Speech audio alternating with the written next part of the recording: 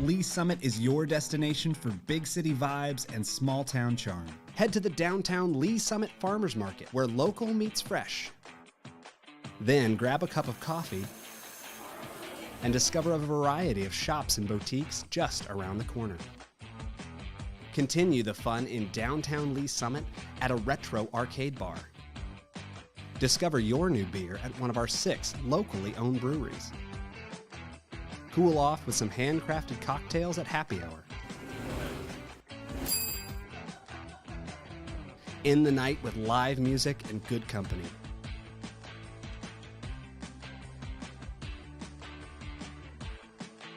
Lee Summit, Missouri. Hello, Lee Summit. Here's your flash briefing for the week of February 19th. Heads up drivers, a daily lane closure of Southeast 3rd Street has begun. It'll be closed approximately from 9 a.m. to 4 p.m. between Southeast Douglas and Southeast Green Streets for utility work for 1 month. One-way traffic will be maintained. All work is weather permitting. Find more information at cityofls.net. Looking for a career change? The city is hiring. The city offers rewarding career opportunities, a positive environment, and fantastic benefits. View these opportunities at lspeople.net. The police department has partnered with behavioral health providers to provide a path to recovery for people seeking treatment for substance use disorders. It's called Safe Passage. Participation in the program is voluntary and individuals would be connected with treatment and recovery resources. Learn more at cityofls.net. And stay connected with the city by following us on our social media platforms. Be the first to know about city updates and related news. Find us on Facebook, X, Instagram, and YouTube. And a reminder, city facilities are closed today for President's Day. Thanks for listening and have a great week.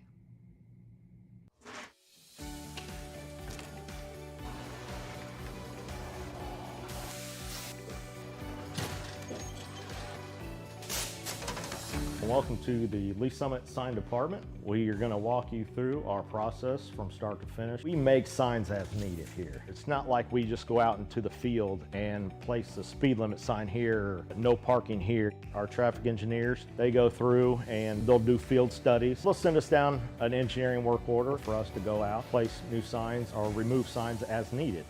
Coming from the material, our blanks come in and they're just aluminum blanks. We can put our white, our red, our fluorescent yellow, green, whatever. And basically what it looks like is just that there. Throw it up into the roller.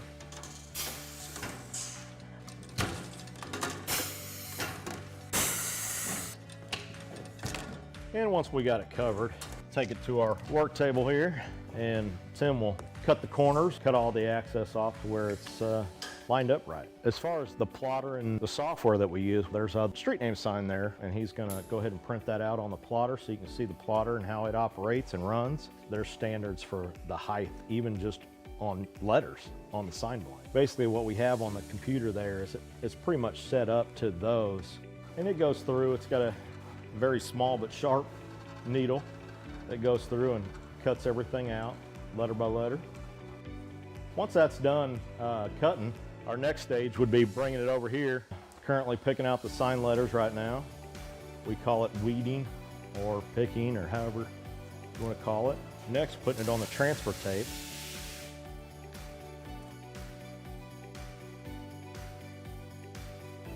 Then after it's taped, we bring it over to the roller. That's where we apply it to the actual sign blank. And we'll roll it through one time just to get the air bubbles out.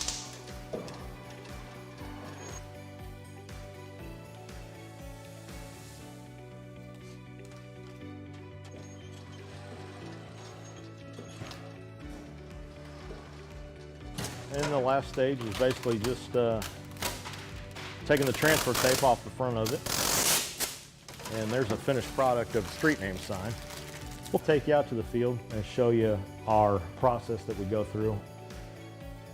We're gonna go out and follow our sign guys and get something installed for you. This is where we check our underground utilities. Tim, you got AT&T? AT&T's back here. Evergy, Google, so we should be good to go. We normally put all of our stuff together out in the field.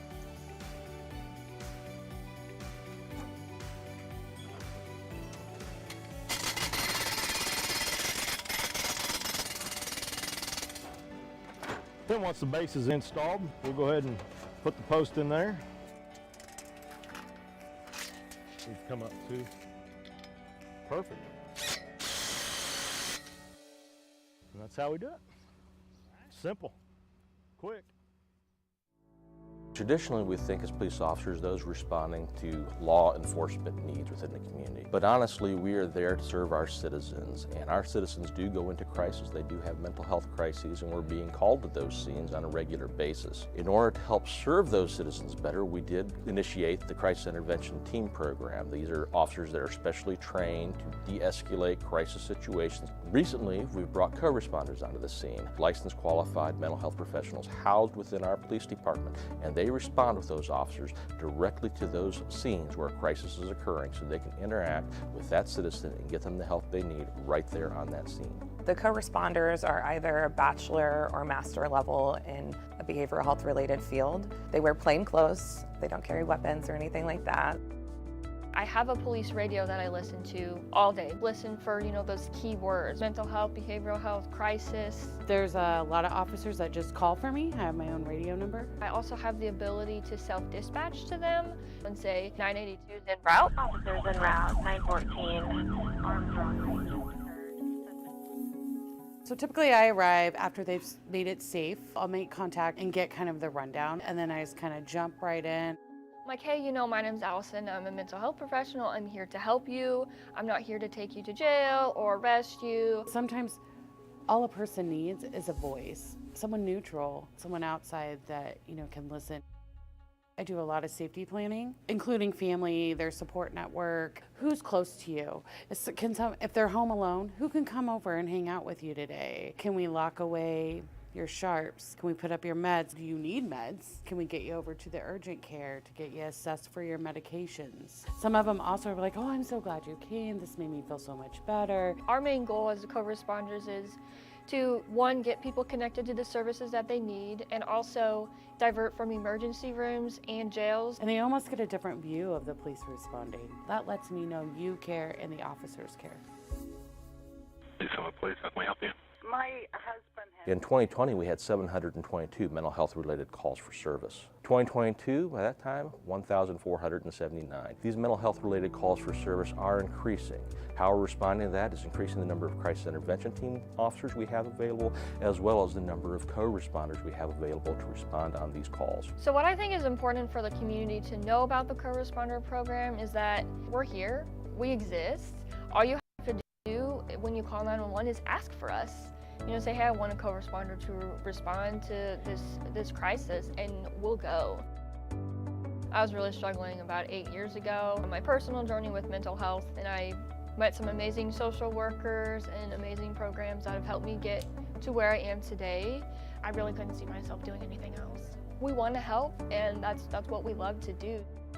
So I had a client, we got a call, she had some suicidal ideations, and she really felt that she had nobody. And and getting to know her story and getting to know who comes around and sees you, well, then we found a support person, and they responded immediately, and we made a plan. I called back and checked on her in an hour, and then I checked on her in 2 hours. We were able to get her into the additional services to where she talks to someone every week or more. I just took a person that really just thought they had nobody and nobody would show up for them, and show them you do.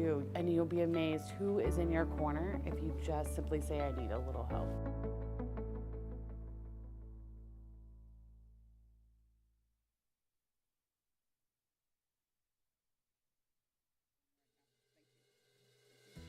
Councilmember Hodges. Thank you. I love where you guys are coming from. You're local and you're all kind of coming together. But where I'm struggling with from the last time that we talked about this, I think it was maybe October. I actually grew up in my district. We moved here my sophomore year in high school. My parents still live in the same house, and I just went through high school here and then have stayed in Lee Summit ever since. The neighborhood that my parents live in is Canterbury. My favorite thing, and I still do to this day, is I love to go running. They have the best sidewalks. I feel like you can go for days. So now I still get to do that. Since I live not too far from them, I get to use those same routes that I took during high school, and it's just fun. All right, see it, Jess. Go, come on.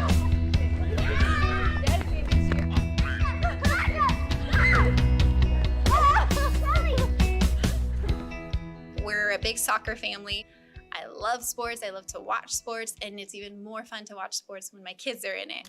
I coach my middle daughter Josie's team I have since kindergarten. We do the basketball, we do softball, we're gonna do volleyball, and it's just so much fun.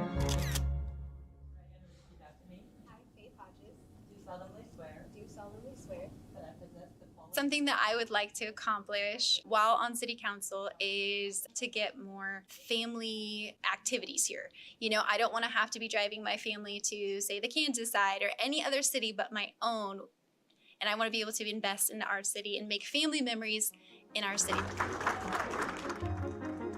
Open the public hearing in the matter of K1 Speed, Diventures, Crack Shack, Blue Jeans Golf.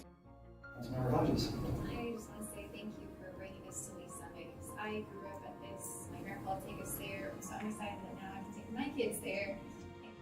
Bill number 23-0, pre-construction services for the Downtown Market Plaza project. I'm just as excited as everybody else about the downtown marketplace. I'm extremely excited about the community that it's going to bring, bringing more family things to do to the city and right in the heart of it. When you presented the numbers, the first time you came to us, it was 25.5%, and then you know, people were like, oh, you know, being on council, it's not a lot of work, not a lot of... I think it was a bit of a surprise when there's so much info that you realize you just don't know. Even something as simple as sidewalks. It's like you don't realize how much goes into something like that.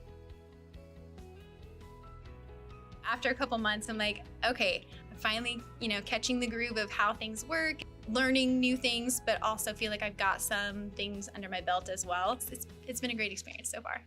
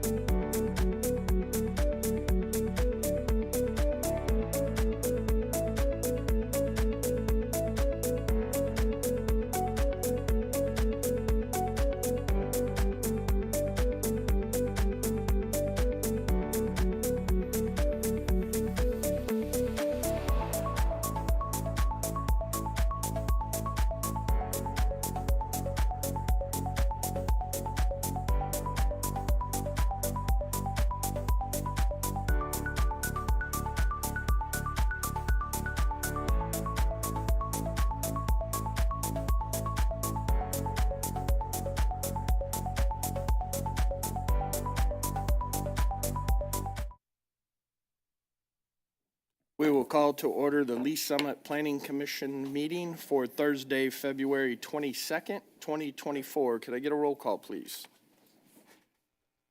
Mark Kitchens. Present. Cinda Rader. Present. Jake Lovelace. Present. Dana Arth. Present. Donnie Funk. Present. Tanya Jonna Ford. Terry Trafton. Present. Chip Tuzinski. Present. Randy Benbrook. Present.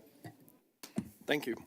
We're going to do a little agenda management, and we are going to move our item number 7 presentation, community crime planning presentation, up to the front of our agenda. We'll replace, kind of basically switch item 7 and item 6, place 7 before our public hearings. So with that, I would look for a motion to approve the agenda as amended. Mr. Chair, I move that we approve the agenda as amended. I have a motion. Do I have a second? Second. Motion and a second. Can I get a vote, please? Mark Kitchens. Yes. Cinda Rader. Aye. Jake Lovelace. Yes. Dana Arth. Yes. Donnie Funk. Yes. Terry Trafton. Yes. Chip Tuzinski. Yes. Randy Benbrook. Yes. Thank you, and the agenda has been approved. We are at our public comment section for anyone who has any comments for the business of the Planning Commission outside any of the applications tonight. None? Okay. Thank you. We will move on to item number 5, our consent agenda. The consent agenda contains 2 items. Item A, approval of the February 8th, 2024 Planning Commission Action Report. Item B, application PL 2024-006, vacation of easement, 1020 Northwest Pryor Road, Engineering Solutions applicant. I would look for a motion to approve the consent agenda. Mr. Chair, I move that we approve the consent agenda. I have a motion. Do I have a second? Second. Motion and a second. Can I get a vote, please? Mark Kitchens. Yes. Cinda Rader. Aye. Jake Lovelace. Yes. Dana Arth. Yes. Donnie Funk. Yes. Terry Trafton. Yes. Chip Tuzinski. Yes. Randy Benbrook. Yes. Thank you. And the consent agenda has been approved. So we will move to our item number 7, presentations from prevention, community and crime and planning.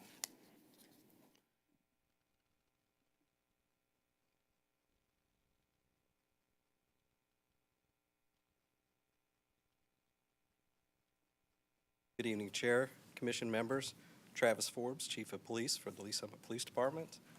I received some inquiries about the connection between the planning process and the police department and our efforts to curb crime and disorder in the community. And so this presentation is intended to address those inquiries. And also I'll leave time at the end for questions if you have them, but feel free to interrupt me if you have questions as we go along too. I know we have a lot of presentations, so I'll try to be as quick as I can. First, I thought I'd start with a general overview of crime in Lee Summit. I think there's an impression, not just here, but everywhere, that crime is always on the rise, and obviously that it'd be a horrible world if that was true. It's not necessarily always true. I've been with the city of Lee Summit for about 10 years now, and what has struck me is how remarkably consistent the crime rate actually is in the city of Lee Summit, which is comparatively excellent for a city, particularly of our size. We're approaching 105,000 people. So when we view the crime rate, we view statistics of crimes that occur per 1,000 people. And our violent crime fluctuates anywhere from the 1.2s to the 1.4s. We had year-to-date statistics for 2023. We thought that we were going to present this a bit earlier, but we actually finished the year about the same. Property crime is actually our bigger problem as far as volume goes. Of course, obviously we want to avoid violent crime to the extent that we can, but for the number of crimes that occur daily, property crime is really one of our bigger concerns, and our biggest complaints we get from citizens. Probably our biggest complaint, frankly, is traffic. So we get more complaints about speeding and things of that nature than we do crime issues. But we don't belittle any of these statistics, and we very much review intelligence data and crime statistics to inform the practices that we use to combat crime. These are our different crime reduction programs that we participate in, some of them which directly connect to planning processes, some of them a little bit more of a stretch or a connection, but it's all interconnected in some way. I'll go through these in different slides here. Sometimes I get questions about Neighborhood Watch, and I hate to be callous about it, but Neighborhood Watch is sort of a dying breed. The reason is it's been replaced. The world has definitely gone digital. Neighborhood Watch has followed suit.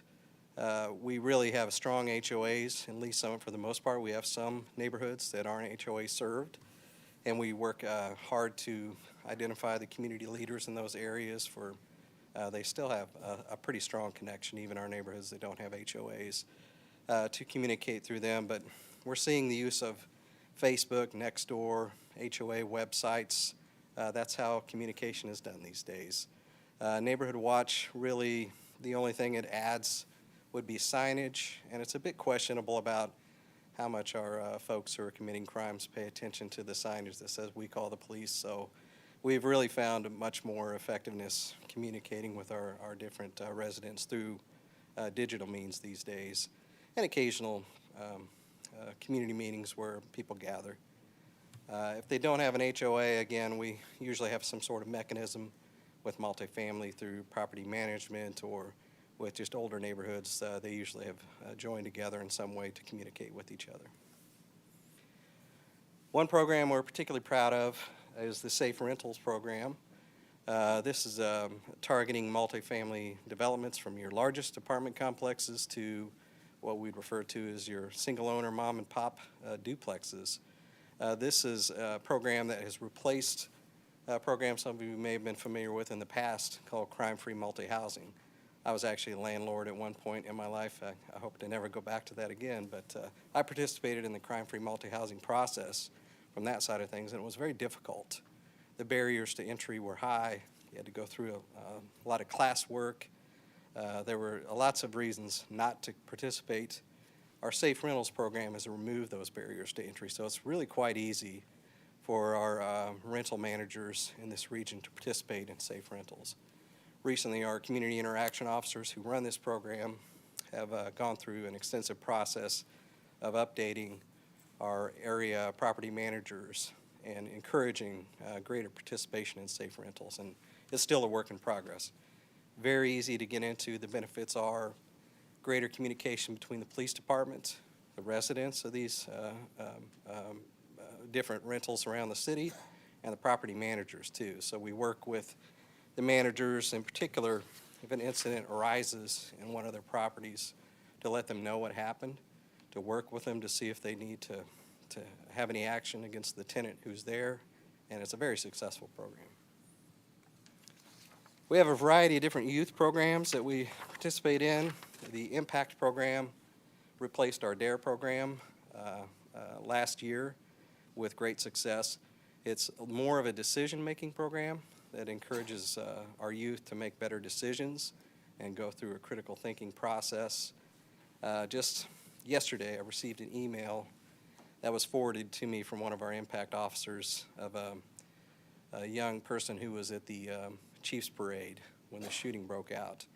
And some of the lessons that were taught in the impact program he utilized to help move his family to a safe space in Union Station.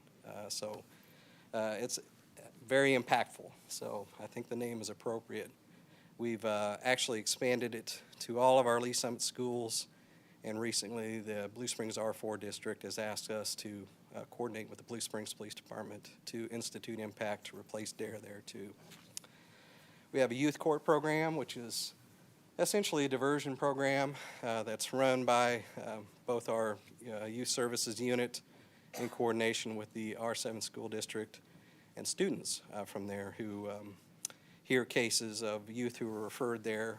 It's been a program that's existed for many years, and we're looking at even expanding some of the sentencing options they have there to include counseling services here in the near future. We have school resource officers in all of our public schools and most of our private schools as far as middle school and up. I will say middle school and high school.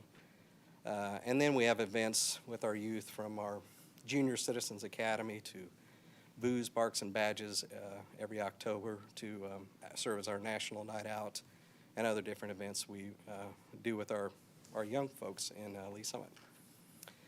Secure Neighborhoods and Property came about probably about a year ago. The most frequent crime that we hear about in Lee Summit, not the worst crime, but the most frequent is theft. Theft from vehicles, theft from garages, residential burglaries, theft of the vehicle itself. And when we looked into these thefts, we discovered that a large percentage of them may have been preventable from people shutting their garage doors at night to not having property in plain view in their vehicles. Crimes of opportunity would occur where someone would leave a laptop on a car seat or something like that, and they'd break in and take the laptop, to even sometimes people having their keys left in their car with the keyless entry systems. Now we're seeing a little bit more of that than we used to.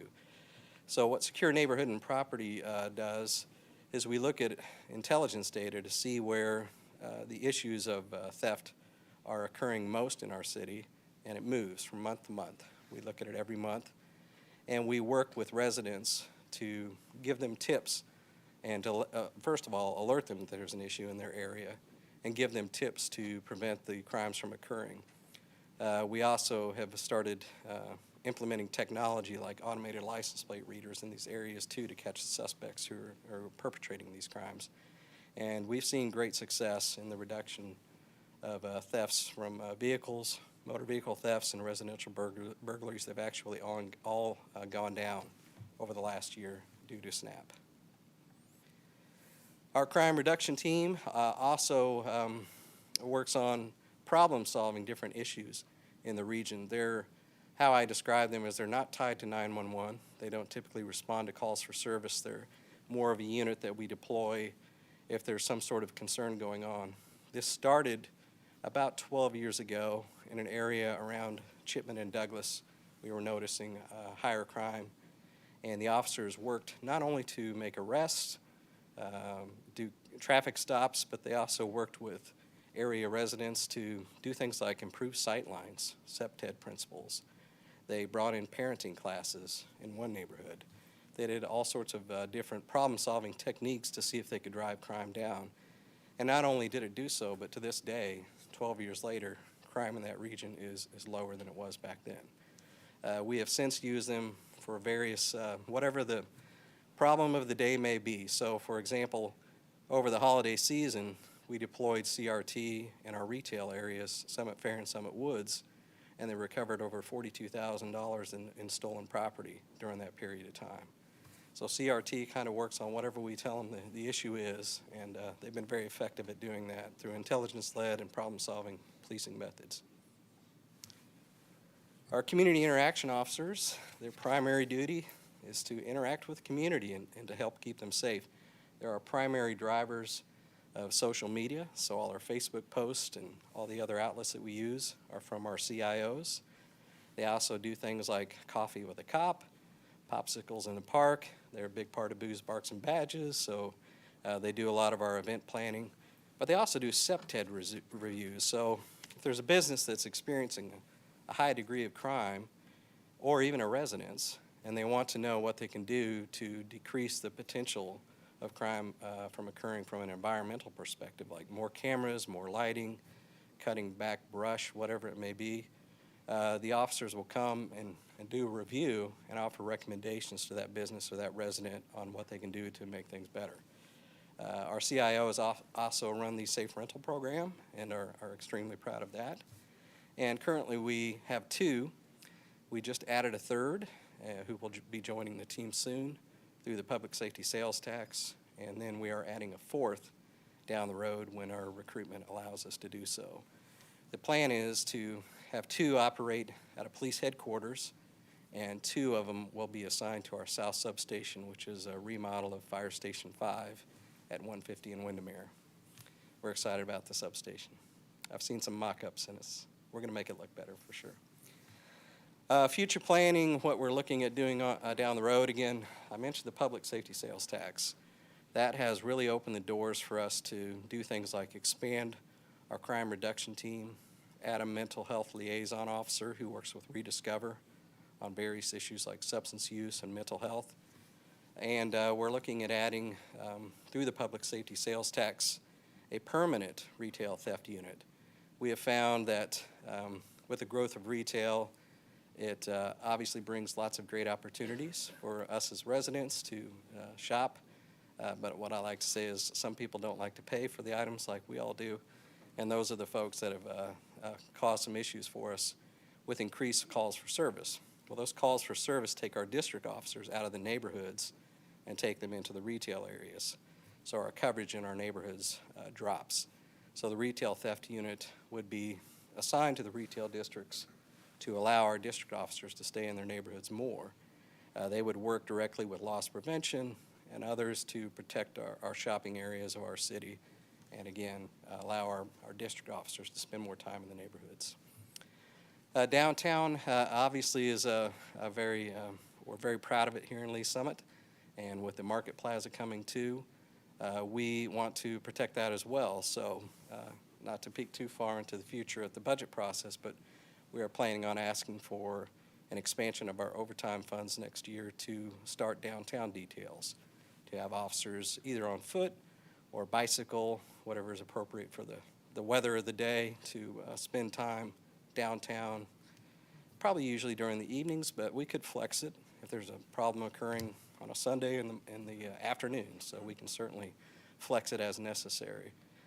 But that's not something we're currently doing. We're doing it as manpower allows, but this would be a dedicated detail of at least 2 officers to work downtown permanently. And then, of course, the South Substation is something we're very excited about, to establish a presence in our southern part of the city, which is a pretty good distance from our police headquarters. Again, we're establishing 2 CIOs there. We're an undetermined police unit. We have a pretty good idea what we're wanting to do. And also have our patrol officers in that area of the city work there. There'll be an evidence drop-off, so if they have evidence, they don't have to come all the way to police headquarters. They can drop it at the South Substation and, again, stay in their districts, stay down there in the southern part of our city. So we're excited about those opportunities, too. And I also get the question, there's the Fire Station 5, and again, it's going to look much better when we're done, I promise. There's the, not that it's bad, but it's a little dated. What can be done is another question I get. Honestly, we're just really starting to realize the fruits of the public safety sales tax and the most recently passed bond issues. The police department has had some struggles with recruitment. It's kind of a national issue. I feel like we're outpacing the national trend in our recruitment, but that doesn't mean that we're where we want to be with recruitment. So we still have, I think today we're sitting at 12 vacancies. We actually have, I want to say 164 officers, I believe is the number now. It's changed with the tax. So it's less than 10%, which a lot of chiefs in this region would be envious of, but still I'd rather it be 0%. So that's been our chief challenge, is the recruitment to fill some of these positions with the tax. And the bond issues, again, the South Substation, we're in the planning stages currently. Just yesterday, we were in Springfield, Missouri, looking at their Emergency Operations Center and at their Communications Center, because we're building both of those in the backyard of the police station off of Tudor, and fire headquarters is moving there too. So we are just in the throes of bond issue and public safety tax planning and bringing those to fruition. And it's just my staff is quite taxed, but we're excited too. So it's a lot of work. We would love to see greater participation in safe rentals.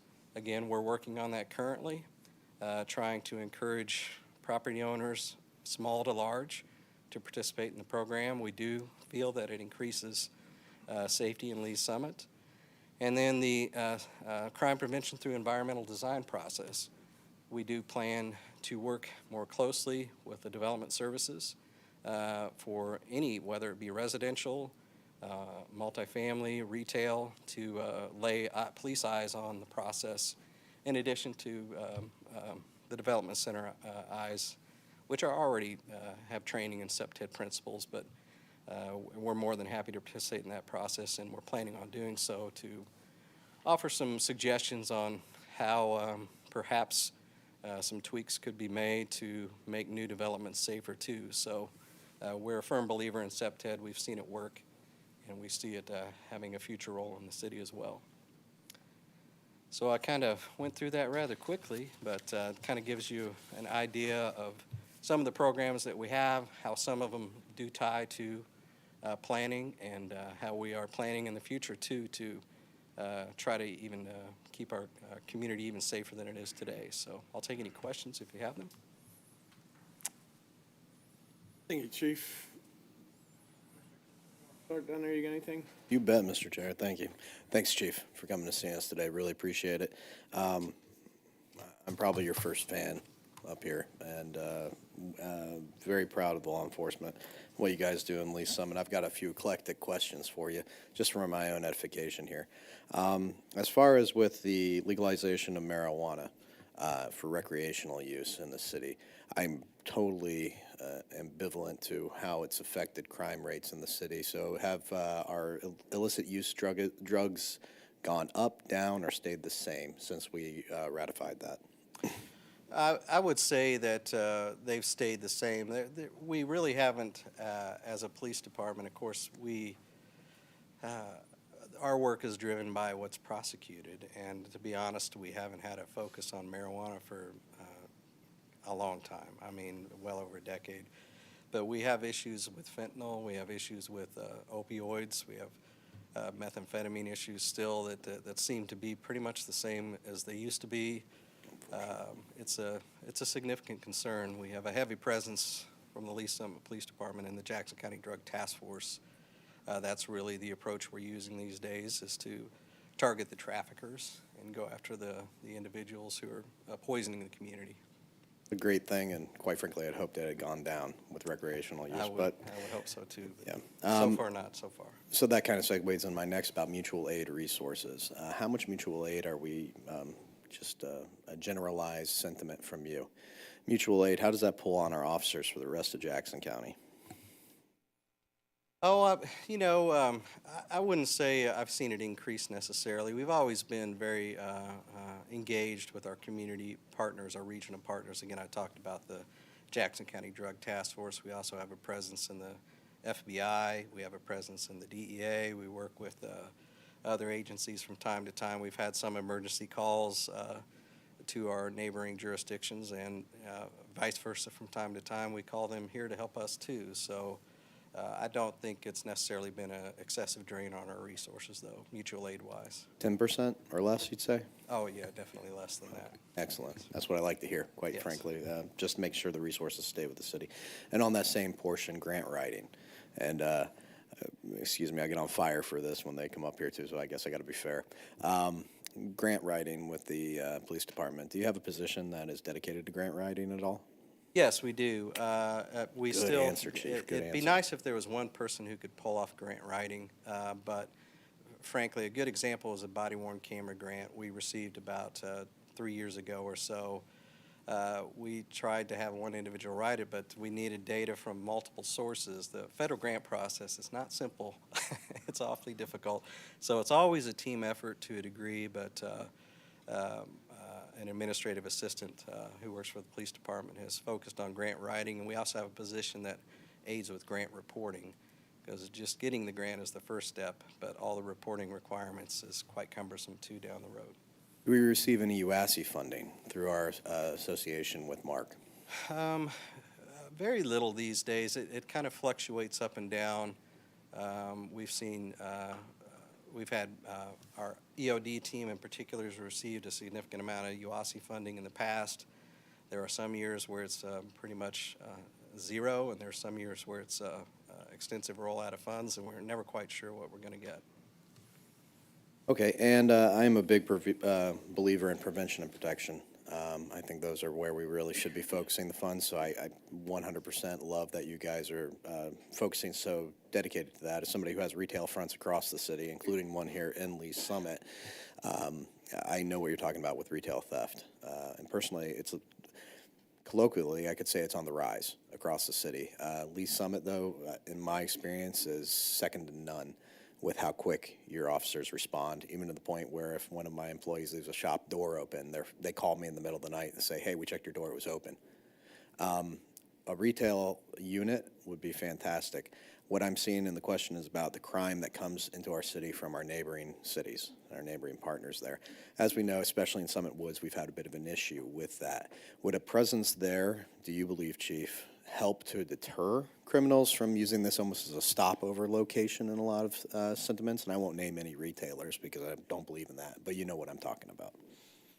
Yes, I think there is some value to a presence in different areas. I tell people that when people hear shoplifting, they tend to think about Johnny stealing a pack of gum, and that's not what we're seeing these days. We're seeing very organized groups come in and target businesses looking for specific items, and we've found the most effective approach is working with a strong loss prevention team. Again, I won't name names either, but there are certain businesses in Lee Summit that are very progressive with their loss prevention tactics, all the way up to and including GPS tracking of some of their merchandise. And that's very helpful to the police department to work with business partners like that. So we're attempting to show that we are just as interested or more than the business themselves in getting these perpetrators in custody and bringing them to justice. I just had lunch today with the team from CISA Region 7. So going back to the IMPACT program, I got a little girl at Highland Park Elementary, and she tells me all the time about the IMPACT program. I love it. Awesome. I think it's fantastic. CISA does have resources for training specifically for schools. Have we looked at partnering with CISA at all for training at our individual facilities? I don't know. The answer may be yes. Yes. Well, we work closely with R7 on a lot of different elements with regard to safety planning. Specifically active shooter in this scenario. Yes, we do a lot of that. I hate to get too in-depth on that particular topic in a public forum, but safe to say we work with them quite closely. As long as we've got the exercise officer on call and we're doing that, I'm fine with it. Last question for you. I know others are going to have this same question. What can we do for you, Chief? How can we, as the Planning Commission, help our police department make this a safer and better city? Again, I think we're installing some back processes, particularly with development services, to enforce SEPTED principles. We're always promoting a safe rental program, again, from single owners to very large multifamily housing developments. We would love to see participation in that program, but understand some of the challenges that exist. But again, I think we've been very well supported by this community. I feel extremely blessed as a police chief in this community with the resources that have been afforded through our public safety sales tax and various bond issues. And we're just scratching the surface of what we're going to be able to do, I think. So in the next few years, we're going to see how those play out. And if we have some gaps, I'll be the first to let the council know that what those needs might be. But as far as planning goes, I think just really SEPTED and safe rentals and smart planning will definitely help us out. I think this will help us in our questioning of applicants. Thank you, Chief. Mr. Chair, I think I took plenty of time. Back to you. Thank you. Commissioner Rader. Thanks, Chair. Chief, I want to go back to your first slide that you had about the mix, the crime trend rates. Yes. And I want to ask you, when you say property crime, do you include the catalytic converters, for instance, that are stolen off of cars? Yes, that would be included in that, because that'd be considered a theft from auto. So that's one of the higher. Yeah, I wondered about that because I've talked to people that I've got clients that have lived in apartments and they've had problems with that as well. And really, that was the only thing I wanted to know. to confirm that. And if he's an A fan, I'm an A-plus fan of you and the police department. So I just want you to know that we really appreciate you, and you guys are doing a fantastic job. So thank you. I appreciate the competition amongst planning commission members too. Thank you. I leave you room to grow, Chief. That's all. Commissioner Lovelace? I won't jump in on the competition, but I appreciate all you guys do for us, so thanks for all your efforts. I have one question. Major Waters made a presentation probably last year with CEDC regarding the Safe Rentals program, and I know there's been some challenges getting participation. What has been the pushback for that? What's generally speaking? You know, I haven't heard any negative commentary about it. I think some of the challenge that we've had is changing in property management, not necessarily the owners, but the property managers who are hired. There seems to be some places have the same property manager for the last 10 years, and some are on their fourth in the last year. So it's been a bit of a struggle keeping updated the different managers throughout because that's really who we work with. Sometimes the owner is the same person. Sometimes the owner has a property manager on site who really takes care of things. So that's been our biggest struggle, I think, is knowing who to contact. And really our CIOs have just had to go out there and knock on doors and say, who's the manager, and kind of keep records updated that way. Okay, I think that's a great program, and I appreciate everything you guys do too. Thank you. Commissioner Trafton? I don't have any questions. Thank you. Just to thank you, Chief Forbes. I appreciate the information. Yeah, Mr. Chairman, thank you. Just one quick question. What is the enforcement on expired tags? I mean, I still see expired tags around this city, every city. That's like winning the lottery, isn't it? Yeah. Yeah, so I mean, and I think that's really the problem with that is, I mean, it's really the state. I think they're missing out on a lot of taxing funds when we see these multiple years in some cases of that. I mean, what is the police department's procedures of, do they pull them over? How does that work if someone, is it a one ticket, multiple tickets before they get arrested? I mean, if you could just explain it real quick, I'd appreciate it. Yes, sir. The police department definitely enforces it. We definitely conduct many traffic stops. I didn't bring the data with me, but I reported to council and council or staff comments, about a month ago. And we are limited by state law on the enforcement that we can take through Senate Bill 5 is what is popularly known as. There's only a certain amount of fine that the city can levy on violations of that nature. There's varying opinions on whether you should seize those expired temp tags or not. First of all, it removes the potential to write another ticket, I suppose, but also it removes the ability to track through license plate reader technology as well. So I know some agencies have done that. We will in some occasions. We kind of leave it to officer discretion, but some people we pull over, it's their third or fourth ticket that they've received. So we definitely do enforce it, and I understand it's very apparent. We also write a lot of tickets for expired license plates.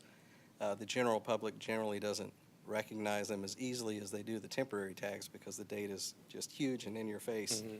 But since I was riding horses and writing tickets myself, we used to write, we've always written tons of expired license plate tickets too.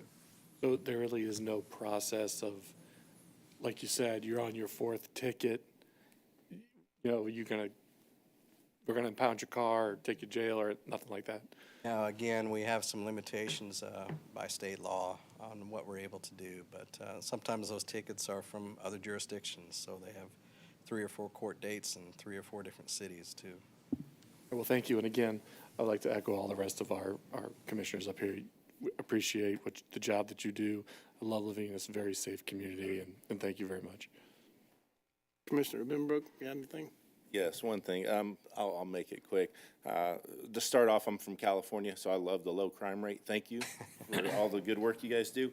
On this graph that we have here, all the crime committed in Lee Summit, would you say the majority of it is perpetrated or committed by people within the community or by people coming from outside the community to our community? I say it's split. I would say that I'm not sure that there's a majority, and I think it varies from year to year. So it's a bit of a split.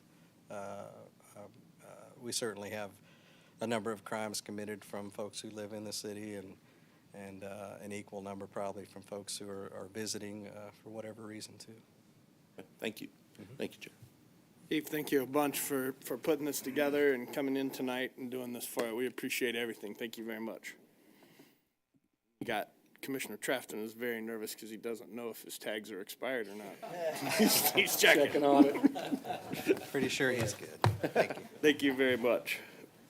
All right, we will move on to our first public hearing, and we will open up application PL 2024-024, special use permit for outdoor sales or lease of motor vehicles, Outlaw Harley Davidson, 3100 Northeast Carnegie Road, Engineering Solutions LLC applicant. Anyone wishing to provide testimony or speak on behalf of this application, please stand and be sworn in at this time.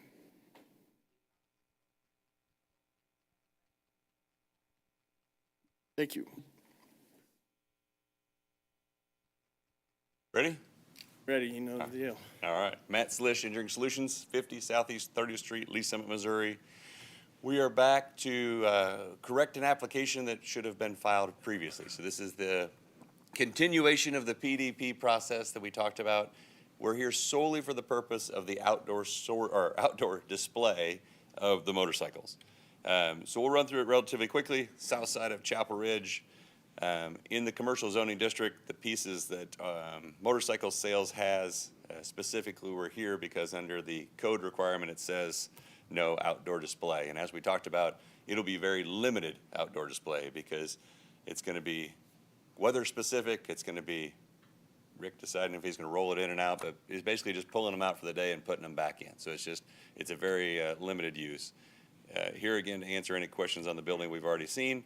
One thing I will add is that we have continued the conversation with the neighbors to the north. So if you remember last time we had some, I won't say opposition, we had some questions from neighbors to the north. We've continued that discussion and that dialogue, and I think proof by that they're not here tonight, we've had conversations that I think have gone well. We've continued to add to the landscaping, and we've continued to add to the berming and the styling, basically to create some separation between what they see as the professional portion of the business park and our sales area. So the only combination or difference that we'll see is that we've added a berm of about 30 inches tall to kind of lift up the landscaping and to continue to do it.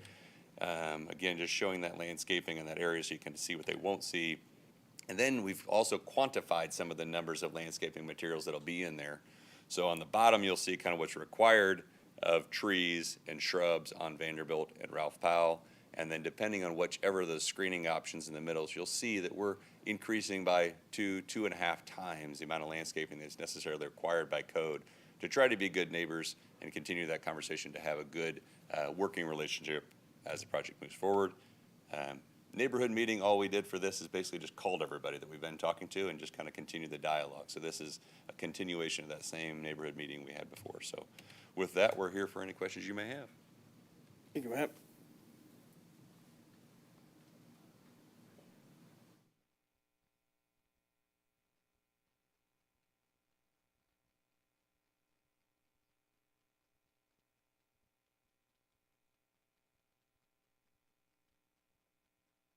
All right, good evening, Commissioners. Shannon McGuire, Senior Planner. Please enter a record, Exhibit A, list of Exhibits 1 through 14.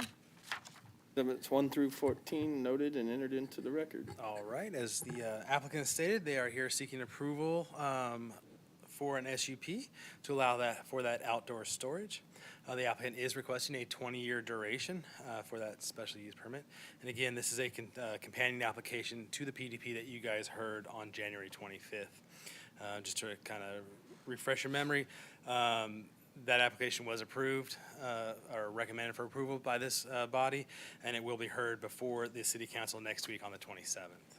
So, as you can see from the aerial here, the property is surrounded by commercially zoned properties to the north, east, and south. And then to the west there is a PMIX zone property.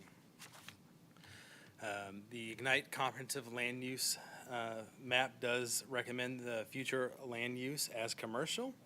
The comp plan identifies the land use category and does recommend this as an appropriate location for this retail use. The proposed use is consistent with that commercial land use designation as recommended in that comp plan. And then, as always, there are goals established in the comp plan, and one of those goals is to stimulate the economic development investment by private sectors in this area, and that the applicant is doing that by developing this long vacant piece of property.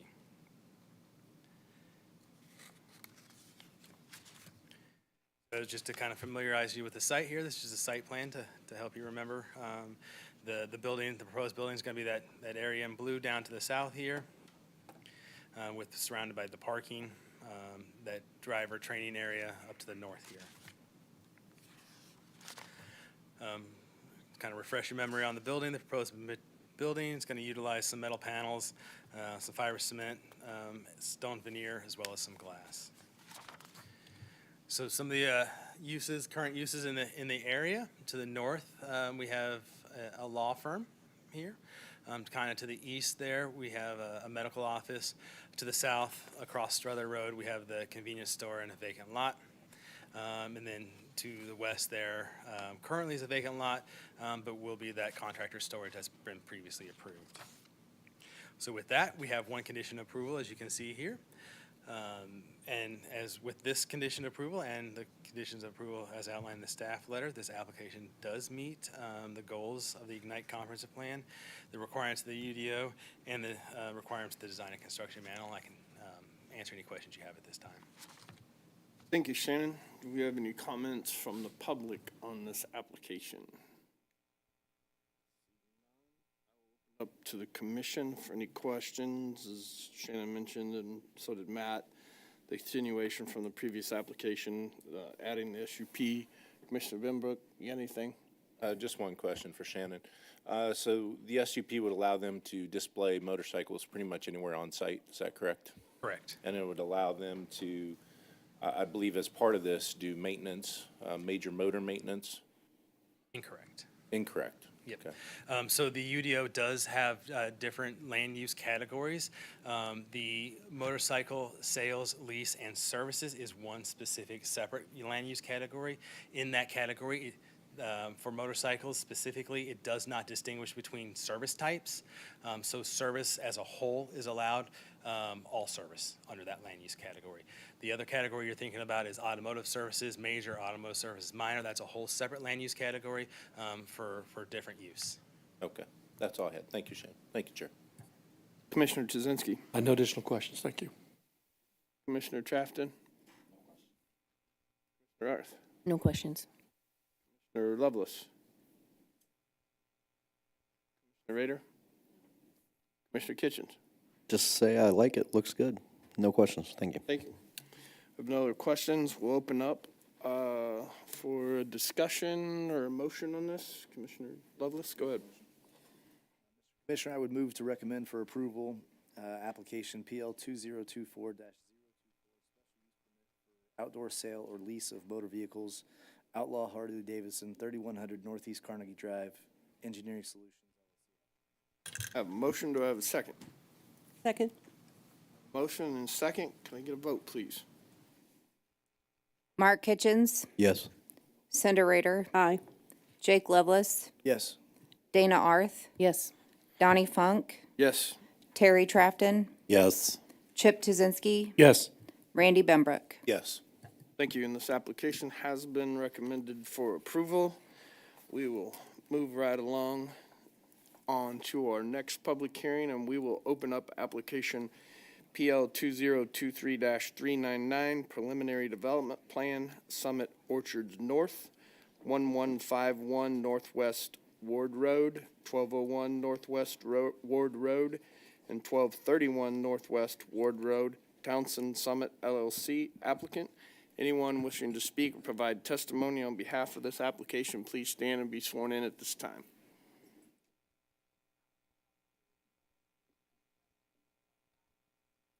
Thank you.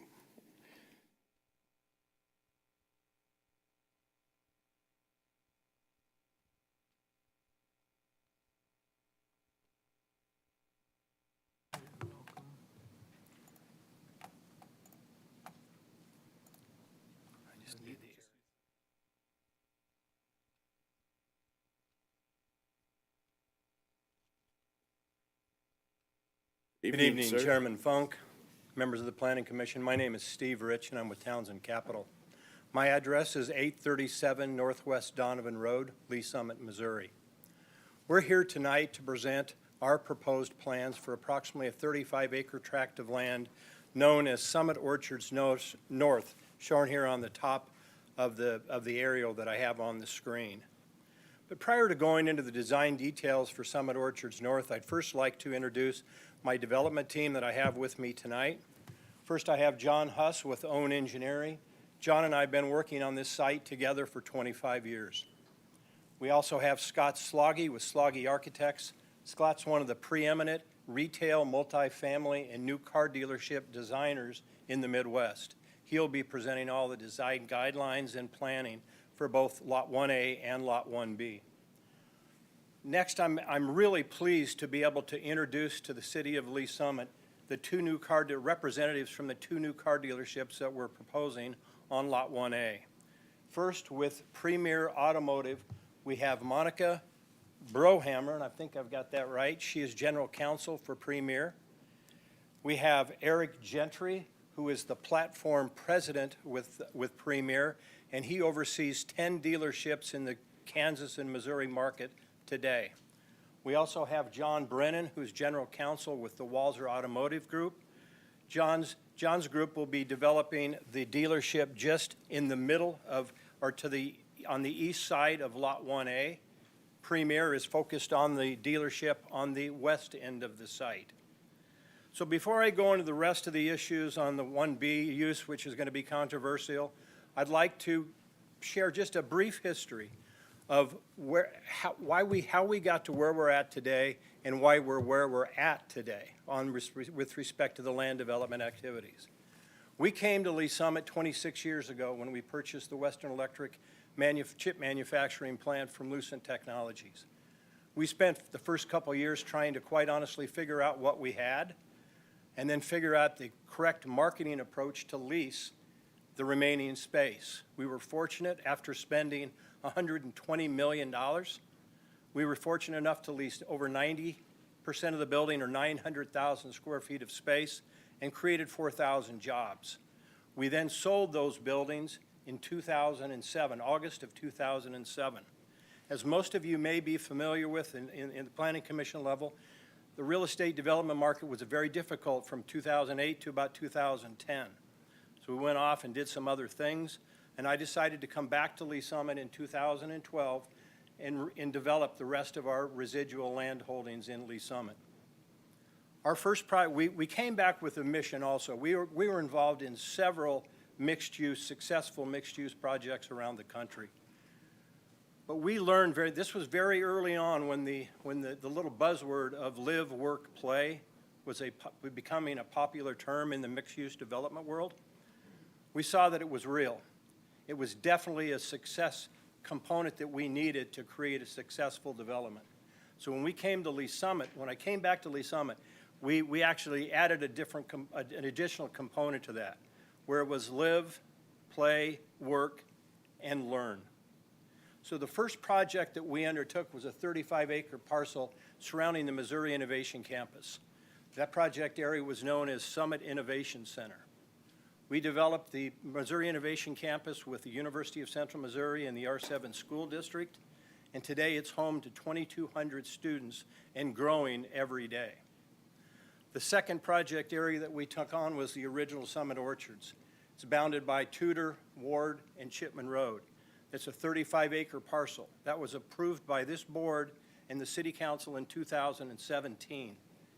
That project today is home to 635 luxury apartments and over 100,000 square feet of very successful retail. That project is 100% developed and 100% leased. The next project area that we took on was Summit Orchards West, which is just on the west side of Ward Road. It's a 25-acre site. Currently, we have 329 luxury apartments under construction there, and we'll be soon announcing 3 QSR restaurants on the Chipman Road frontage, hopefully fairly soon, actually. We're here tonight to talk about Summit Orchards North. We've had a checkered past with this particular land area. Starting 15 years ago, I don't know if any of you will recall, but we had a project called Summit Place, which was going to be home to the Sam's Club and Cabela's. That project never materialized and died a very slow death. Subsequent to that, we have studied several different types of uses for this land: office, entertainment, retail, industrial, et cetera, none of which gained any traction for us during the last 15 years, last 12 years, let's be honest, 12 years. Fortunately, a year and a half ago, I was introduced to Troy Duhan with Premier Automotive and Paul Walzer with the Walzer Automotive Group. Two of really top-notch individuals. These guys run a really top flight, they're best-in-class automobile dealers. Paul was most recently the president of the National Automobile Dealers Association. These guys are truly first-class operators. I'm going to ask Monica here in a few minutes to give you a brief description of Premier's commitment to the communities that they operate in. They actually have a separate foundation. It's called Giving Hope, and they are very active in the cities that they do business in. And I believe that they will be welcome additions to the city of Lee Summit. Second piece, which is a little more complicated, is the Lot 1B use. Currently, I'm zoning this, as you can see, for multifamily use with a small bit of commercial service retail on the Ward Road frontage. Originally, when I came in to meet with staff, I actually didn't even want to include Lot 1B in the planning effort. But Hector and I, and we agreed, it's the right thing to do to have a more encompassing PDP. However, I don't have a user for Lot 1B. This is simply a placeholder at this point in time, but it's a use that we understand. We understand what it takes for successful multifamily development, but I don't have a partner for it yet, and nor have I even begun to market that site. So placeholder may be even a strong word, but that's what it's going to be a little bit confusing because the dealerships I feel very strongly about. The multifamily is a little more wishy-washy because I'm not sure where we're going with that yet. But I would offer a different kind of a concept for you to consider. I know I don't do the social media stuff, and I don't follow all that kind of stuff, but I do know that there's an undertow of people in Lee Summit that feel we have too much multifamily. And I respect that, and I understand it. I think it's important when you make these decisions as a board when you give approvals for certain zoning rights to land areas, if they be given to owners and developers that truly understand what it takes to get these things done, I think you'll end up with a more successful outcome as opposed to randomly approving multifamily projects. Because I can tell you, we understand the equity requirements, the debt requirements, the capital stack, the construction requirements, the everyday maintenance of the facilities makes these successful opportunities, and it gives the citizens of Lee Summit an alternative place to live. I actually live in the Donovan. I've lived there since we opened it. And it's a lifestyle that I wouldn't trade. So it does offer the right certain citizens a really neat, nice alternative of living. So with that, I'm going to ask, I think, Monica, now would be a good time if you wouldn't mind coming up and just giving everybody a brief. This is Monica with Premier. Good evening. So just real quick, a little bit about Premier. We are... Record, since we're in a public hearing, could you give us your full name and address, please? Sure. You want my home address? Whatever address you want to give us. Okay. You can give us Steve's if you want. All right, Monica Brohammer. I'll give you my work address, 13040 I-10 Service Road, New Orleans, Louisiana, 70128. Thanks for giving me an opportunity to speak to you all today. A little bit about Premier. We have 38 dealerships, not including the ones planned, across 8 states. We're privately owned. And one of the things that sets us apart, we feel, from other dealerships is our founders started a nonprofit called Giving Hope, as mentioned. This organization now operates food banks in New Orleans, Kansas City, Hawaii, 2 in California, and in 2022, I brought their annual report if you guys want a copy, but because that's the most recent one. They gave away over 7 million pounds of food. They served over 300,000 hot meals to seniors, and they build orphanages. They do a lot of things. They help women who have been trafficked, and all of our dealerships help contribute to that through the sale of every vehicle. A portion of that goes to that foundation. But more importantly, all of our dealerships have someone whose goal is to set up events in their own communities, give back to their own communities, to their schools, to their police departments, to the causes that touch their heart. We pay our employees to take time off, to donate their time to whatever matters to them. Not just what we set up, but Boys and Girls Club, whatever might be important to them. And this is at the heart of why we grow, why we've expanded. It's really part of their mission is to touch as many communities, as many people as they possibly can. And that's one of the things that makes me proud to work there, because I get to be a part of that. Did you guys have any questions for me on any of that? We will run through the rest of Mr. Rich's presentation, and we'll probably come back with some questions for you. Sure. Would you like a copy of the annual report? Sure. We'll take it. Share it with everybody. Sure. Thank you.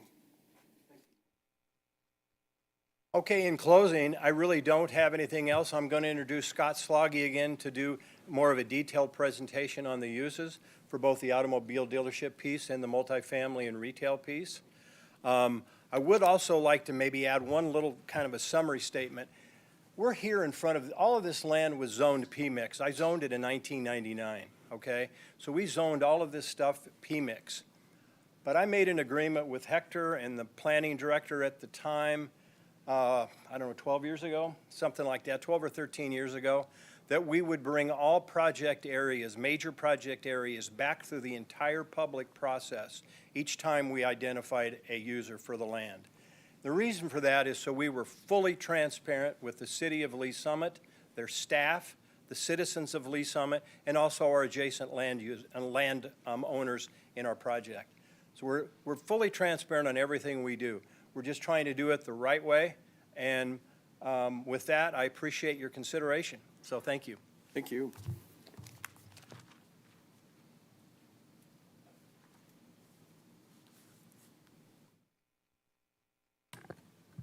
Madam Chair, Mr. Chair rather, and members of the Planning Commission, my name is Scott Sloggy, Sloggy Architects. We're located at 4600 Madison, Suite 350 in Kansas City, Missouri.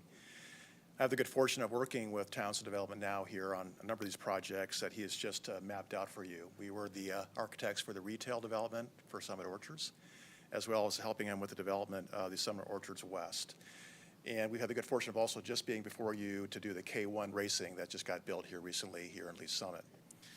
I also want to thank Hector and Mike Weisenborn for their help with our development of this project. They've been very, very, I think, detail-oriented and communicative with us as to what their expectations are, which I believe align with what Townsend has already delivered to you in this city. So it's easy to work with both you and Mr. Rich to get to these designs. Hopefully I can advance this pretty easily, Hector. Is it just this button here? I'm not sure if that's on, but if you just use the arrows, you can just toggle. Yeah, with those arrows. So if I may, I think Steve already gave you a brief overview of this development. Again, I want to reiterate what he said, that the multifamily is a placeholder. We do know that there's successful development directly to the south of here, in which Mr. Rich is actually a resident there. So we looked at this working with the city to at least get an idea as to how this land might lay out for a multifamily and a retail that's running along Northwest Ward Road. Because you have so much activity there now, and there's more traffic generation along Ward, there could be an opportunity for some commercial uses. We just haven't identified those quite yet. But this one thing it helped us do is to inform how it may align with curb cuts and traffic adjacent to the two dealerships that are to the west. So this was an activity we think that was still worthy of our time and the city's time to consider. That said, we do have very detailed elevations showing what these could be as they're developed, as well as what the dealerships are. As Mr. Rich had mentioned, we've had the good fortune of doing, I think, 20 dealerships now here in the Kansas City area and across the Midwest. So we have a good idea as to how these dealerships should lay out and how they should function, not only within the Lee's Summit area, but how they may relate to each other by having shared entry and exit and having visibility from major highways. So this was done not in a vacuum, but working with both Premier and with Walser to lay these out to make sure that whomever they bring to the table, that these will be aligned with what we're sharing with you today, barring some changes once manufacturers are involved with their projects. So as I mentioned, the multifamily and the commercial, we went through, I think, painstaking process working with the fire chief and with Hector and others as to how these may lay out, how we can maximize but yet be careful that we have plenty of green space that wrap around the site and have proper setback and landscaping, as well as the commercial that's in front. Now, these, again, as Steve said, are placeholders. It really depends on what the market brings to us, if they're market demands. So if we did have multifamily, certainly there was an opportunity here to have a commercial enterprise or two that might be in front of it, and how we would align traffic flow between those two properties. As for the dealerships, we, again, recognized where there were existing curb cuts and where there could be other movement that would give them equal access to their locations. It's all about how the customers come to the buildings, how they can see the inventory that's out in front, how the dealerships work with their services for their two dealerships, and how they may align with each other. So again, these were laid out based on actual footprints of dealerships we've done elsewhere here in Kansas City to recognize how they would be properly spaced and how they would also work with the existing setbacks.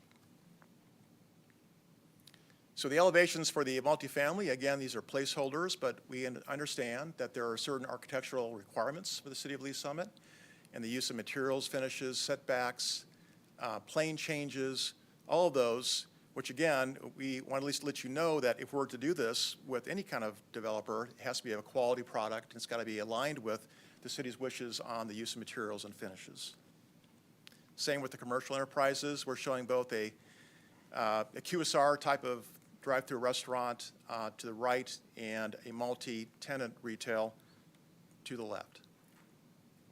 And all materials would be hopefully consistent. We would create a criteria, much like we did for Summit Orchards, so the materials are consistent from building to building and as we develop these elevations. These elevations here are showing the two dealerships, which would have plenty of glass for their showrooms and some of their requisite uses. And I will tell you that these dealerships do have typically a standardized trade dress they use for all locations. I think they'd be certainly willing to work with the Lee's Summit folks to make sure that they align with your materials that you need to have. But this is just showing, again, a placeholder how these might be developed without actually recognizing who the dealership might be. Same with this dealership. So because they are right next to each other, we of course want to make sure there's a plant palette, a materials palette that are consistent for both these dealerships. They feel as though they're a campus as opposed to being individual developments. The other thing we mentioned to Hector, and we worked very carefully with him, looking at your sign ordinance, you have a lot of opportunities for signage. Because these dealerships are along the highway, we at least wanted you to look at this in advance. We understand that asking for a sign of this type would have to be a separate action to come before you, but we thought it was important, at least we brought this to your attention. Because of the grade change where the highway is and where these dealerships are, it's pretty significant. So having the ability to see their signs from the highway could be an important element for you to consider when it's appropriate for us to have that discussion with you. So we just simply show this to you now for your edification. You'll see how the grade changes in the site section where the ramp is, the highway, and where the sign might be placed at their property line. And with that, I am open to any questions. Of course, everybody else here also is able to visit with you on any questions you may have. Thank you.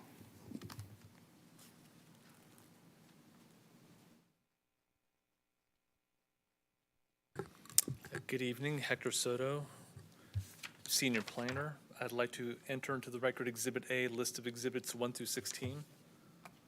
Exhibits 1 through 16 noted and entered into the record.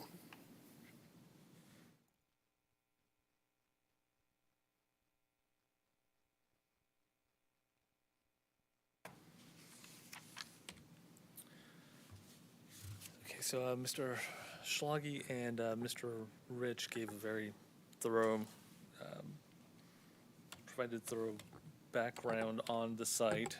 So took you back to about 1999 when some of these first actions started happening on the property with the rezoning to what was then called a PUD type zoning and was subsequently renamed PMIX in 2001. But here for reference again, you've seen the map that already provided some of this overview. But this here will show the PMIX zoning of the existing PMIX zoning for the property and showing how it relates to other development that's on either side of the highway, railroad right-of-way, and to the south at the Summit Fair Shopping Center and the Summit Technology Campus further south. So as Mr. Rich has stated, the majority of this property in the area, excluding some of these other properties at the very fringe of the project site, is zoned PMIX. So the zoning is consistent with what was established back in 1999 for the Summit Tech campus. Our comprehensive plan shows this area as being in the Summit Activity Center, which is established to encourage a lot of mixed use, horizontal, vertical, walkability. It's meant to provide a built environment that helps, that has good interplay with the existing transportation network in the area, as well as being able to facilitate access to those types of residential uses that you already see in the area in the form of multifamily residential. Here's another overview. It's got a little bit of a phasing plan, although with a lot of phasing has already been explained. The first two phases, or I guess you could just call it one phase made up of two parts, will be the western portion of the site, which is made up of the auto dealerships. So this does show phase 3 and 4 being on the east side, but again, some of these are just more for nomenclature purposes, not necessarily that they may necessarily fall in that manner as they become developed, at least on the east side rather. So a little bit more detail on the two auto dealer sites. The larger of the two sites is the one on the east, slightly under 10 acres. The one on the west, closer to the highway on-ramp, is just under 7.5 acres.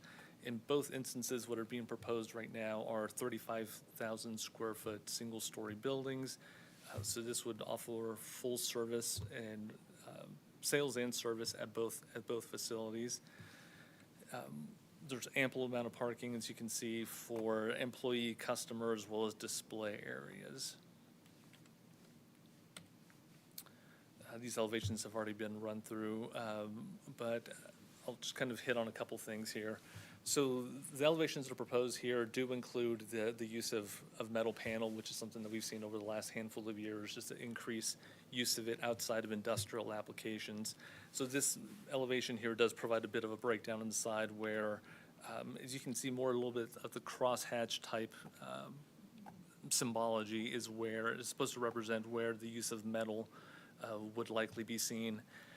So on the front elevations, well, I'll back up. On the four elevations that are proposed, metal is being shown on three sides, ranging basically from 35% on the front to 11% on the side.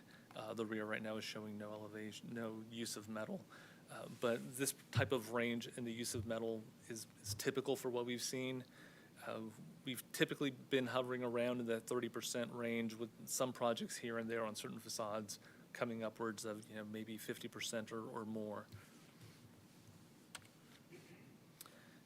The east side, Lot 1B, and here through the middle, you can see you can't see it on this particular image, but here these double dash lines indicate the general location of a drainage area that basically divides the area into the east half and the west half of the project. So right now, the east half I'll touch on. The first part I'll address will be the apartments. That particular site is shown a little bit less than 17 acres. Total square footage of about 400,000 square feet, combination of 3- and 4-story buildings. totaling about 350 units. Parking, as you can see here under this layout, there'd be essentially an even split in the amount of parking that would be tuck under type of, or single base floor garages with surface parking on all sides surrounding the buildings. An amenity area would be provided in the middle of residential 1 building.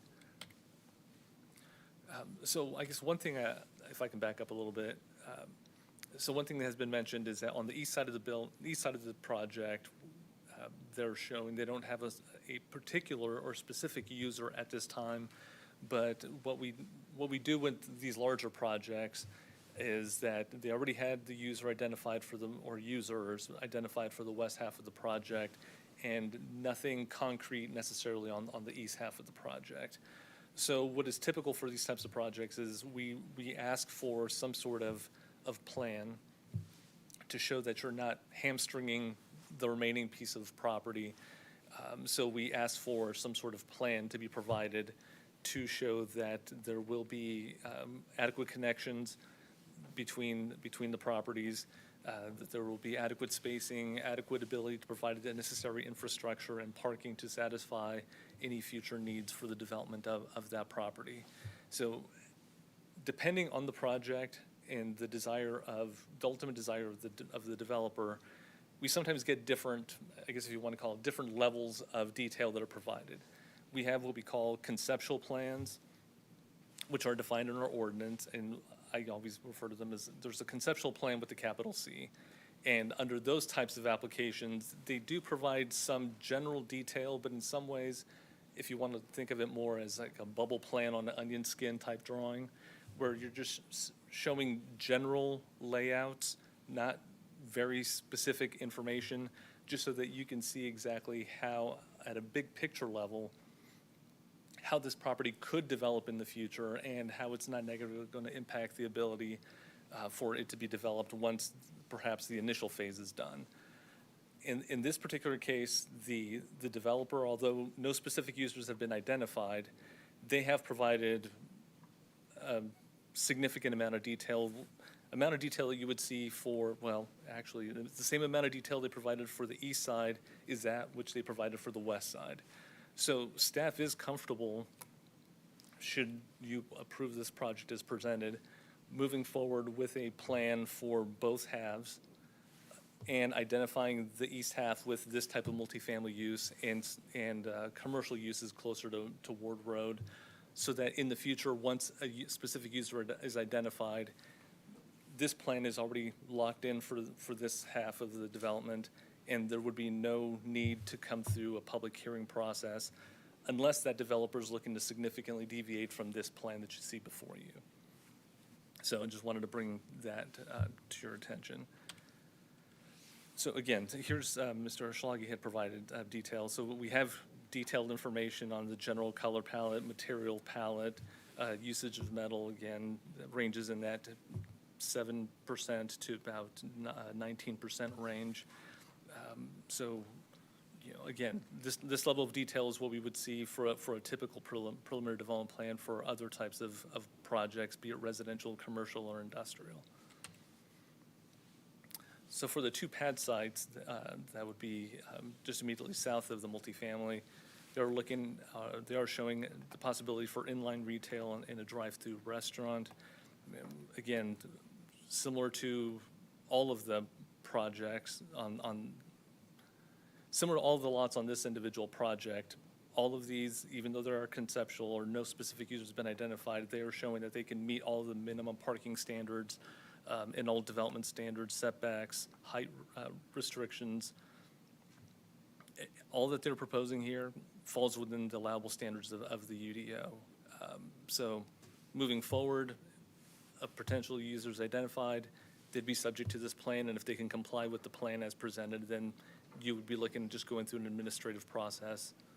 Again, unless they're looking to somewhat significantly deviate from that plan. Here are the elevations that are provided that'd be typical for the type of aesthetic that they're looking for the inline retail and drive-through restaurant. Sign standards at this, I guess, this phase of the Summit Orchard site or development is no different than what you see right now for the first phase of Summit Orchard, where the Aldi is and all of those other tenant spaces are. So anything that you see there would be consistent with what they're proposing for this development.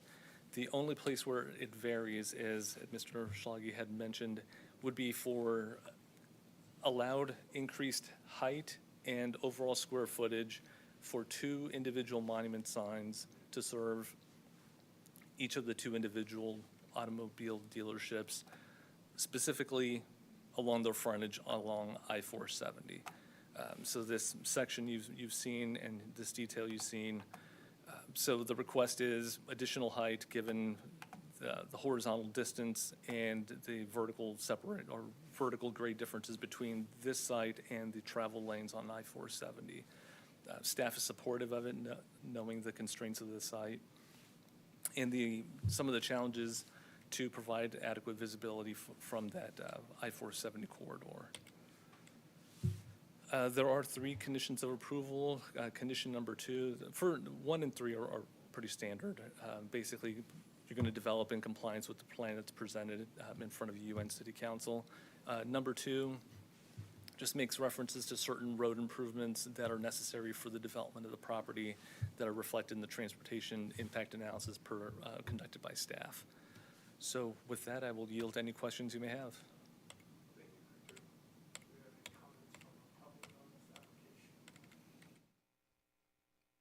Sorry, do we have any comments from the public on this application? Excuse me. I see none. Oh, I'm going to jump to the commission for questions, but I guess, Hector, before I go to the commission for questions, is we have developers obviously they're here tonight. They're ready to rock and roll and be present in our community with dealerships. We don't have anything on this apartment complex, and this is a preliminary development plan. If this body recommends approval of this preliminary development plan, it's going to go to the council for approval, and we're putting 350 more units on the books that hearing Mr. Rich talk, he has nobody interested in this. Why are we, I guess I understand the whole part of the layout that maybe we could have asked Mr. Ridge for, hey, can we have a conceptual plan of what this would look like? But we're approving a PDP here tonight. And I want to make sure my commissioners know that this is putting 350 more units on the books that may never happen.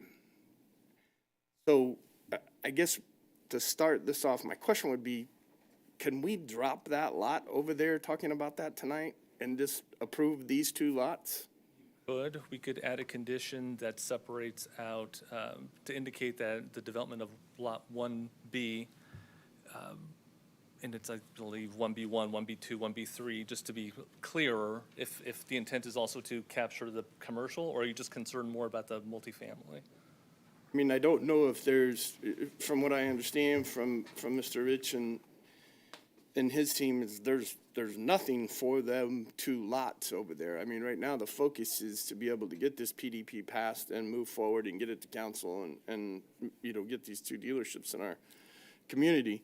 So I don't know if I'm speaking for myself, but the question is, and I know we're in a public hearing and not getting into any comments right now, but we can separate this. Yeah, we can add verbiage to indicate that approval of the of Lot 1B is conceptual only and shall require a separate preliminary development plan application. And okay. Okay. Yeah, so 1A would be the 2 dealerships here, so 1B would be all of this. Yeah.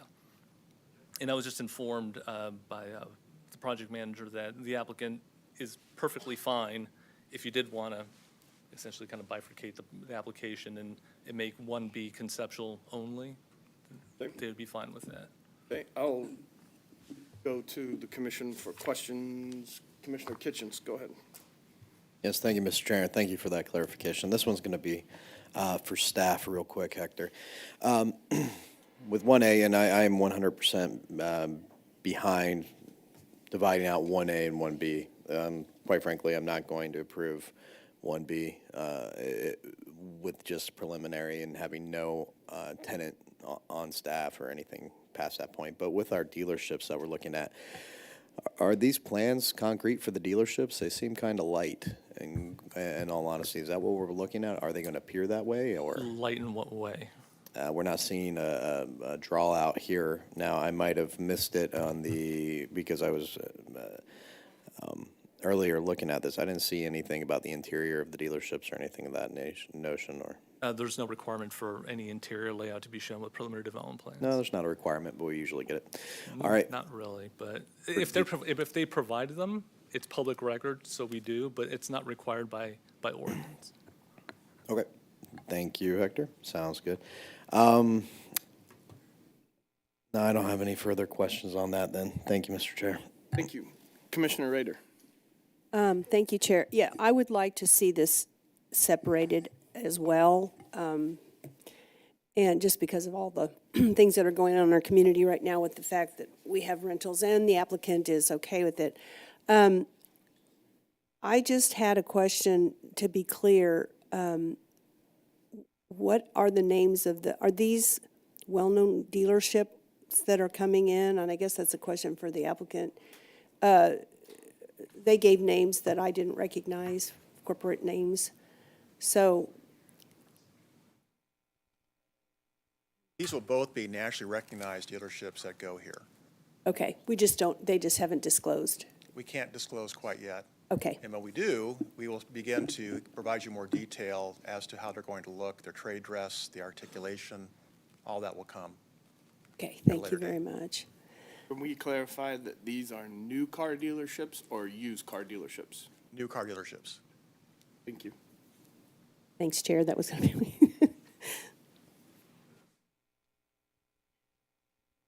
Chairman, if I may, Yes. I had a clarifying question. Josh Johnson here, Director of Development Services. Two of you have said we want separated out on the multifamily question. Does that mean you want council to consider two different ordinances, or you're not recommending approval of the multifamily? I don't think we're gonna recommend approval of the preliminary development plan for the multifamily at this time because it's obvious and been made clear that there's no end user. And I'm only speaking for myself, and I'll let the other commissioners say what they want. This isn't a preliminary development plan if there's no end user to me. I mean, this is a vision that Mr. Rich has shown us time and time again that he can build and be successful with, but if there's no end user, I don't want to put 350 units out there because that would have to go on our count, that we have 350 units approved. They're not under construction like several other of them, but they're in our count.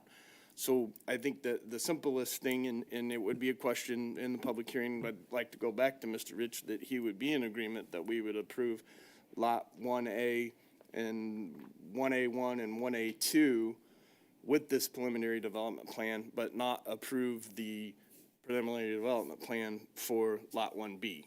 I just wanted to clarify before we get to that time when you Sure. are doing motions and things like that. Thank you. Appreciate it. Thank you, Josh. Rader, you have any more?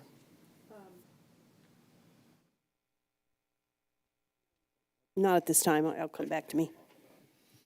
Commissioner Lovelace. Yeah, question for staff. Hector's having a quick conversation, but it'll be a question for Hector.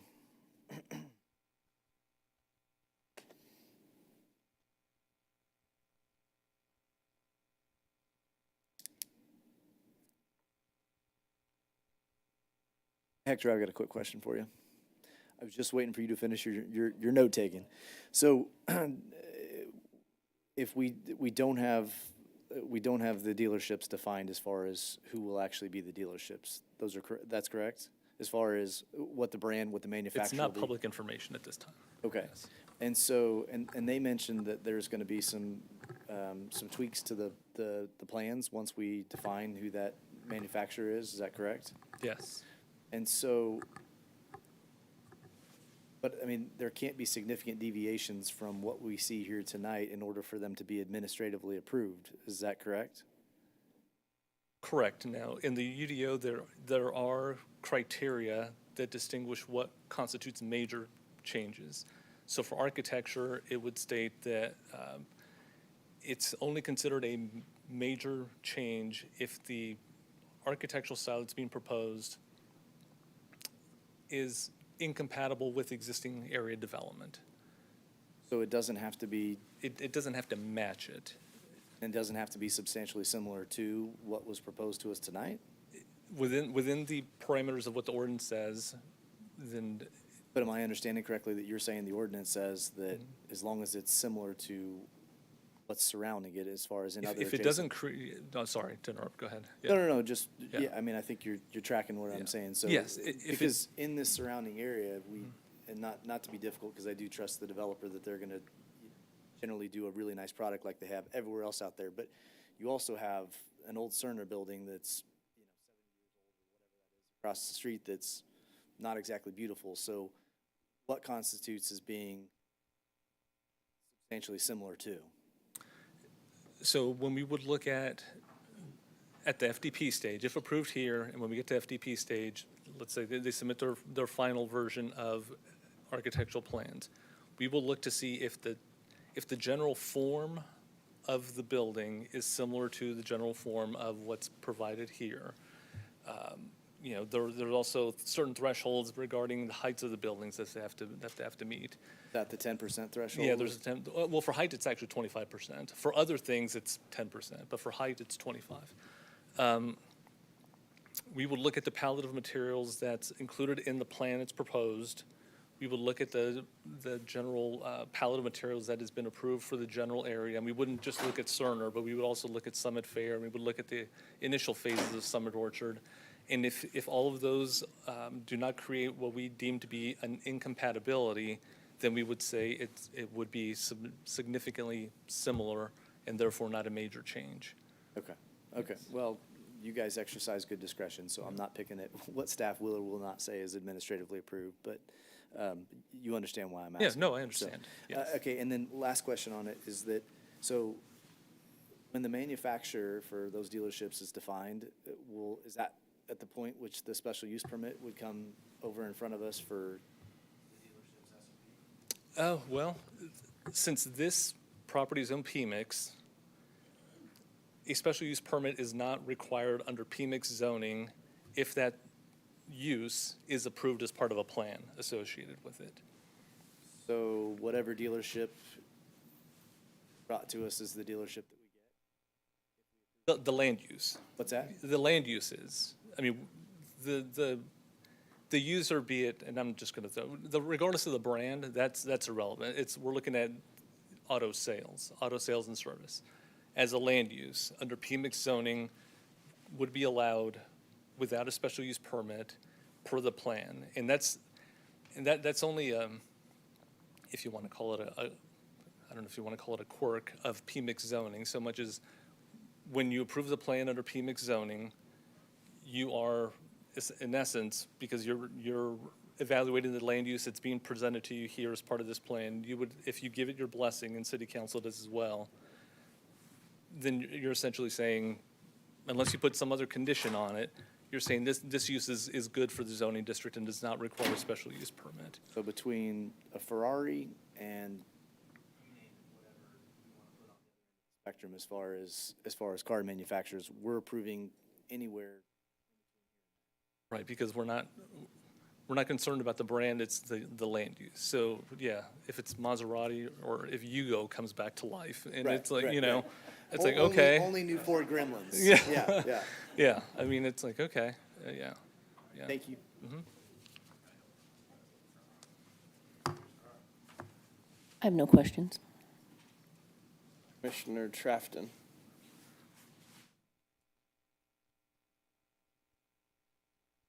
Okay. Commissioner Tuzinski. Mr. Chairman, I just got a question for legal staff. With regards to a motion on this one, could we just put at the end of the proposed motion that we have, to include lot 1A, 1 and 2 only at this time? Would that be adequate? Yeah, this is a tough one because we have a complete PDP in front of you here today that includes the apartments, a 2-car lots, and we also have a retail area.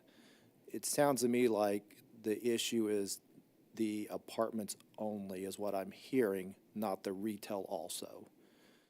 I think that would be, I mean, I would probably ask the applicant if that piece wanted to be included. I mean, I think there's no issues with approving the 2 lots out front in a preliminary development plan. Ultimately, that's probably what they would end up being. I just think it would be that lot 1B. Well, yeah, I think 1B is the whole. Commissioner, let's make this easy. Just take all of 1B out, Including the retail. including the retail, okay? Yep. Perfect. We'll come back in front of you when we have the right use. Okay. Not there yet, so thank you.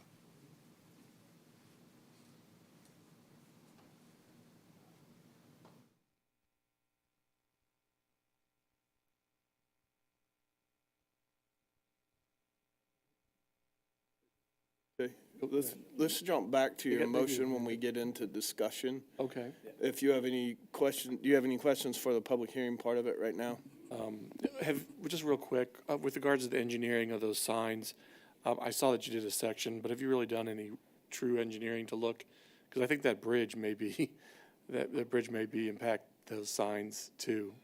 I don't know if you've done any more discussion on that. We haven't looked at that yet, sir. We're just trying to locate them where it's best suited for those to be seen from the highway. Yeah. Once we get into the engineering, we'll of course discover anything we need to consider. I don't really mind the signs. I think it's gonna be necessary. I'm just not sure what that bridge is gonna really help you the way you think, so. Thanks for the heads up on that. No problem. I think, Mr. Chairman, I think that's all I have. Thank you. Commissioner Benbrook. Yes, thank you, Chair. Can we go back to the elevations of the dealerships? Probably this question would be best answered by the architect.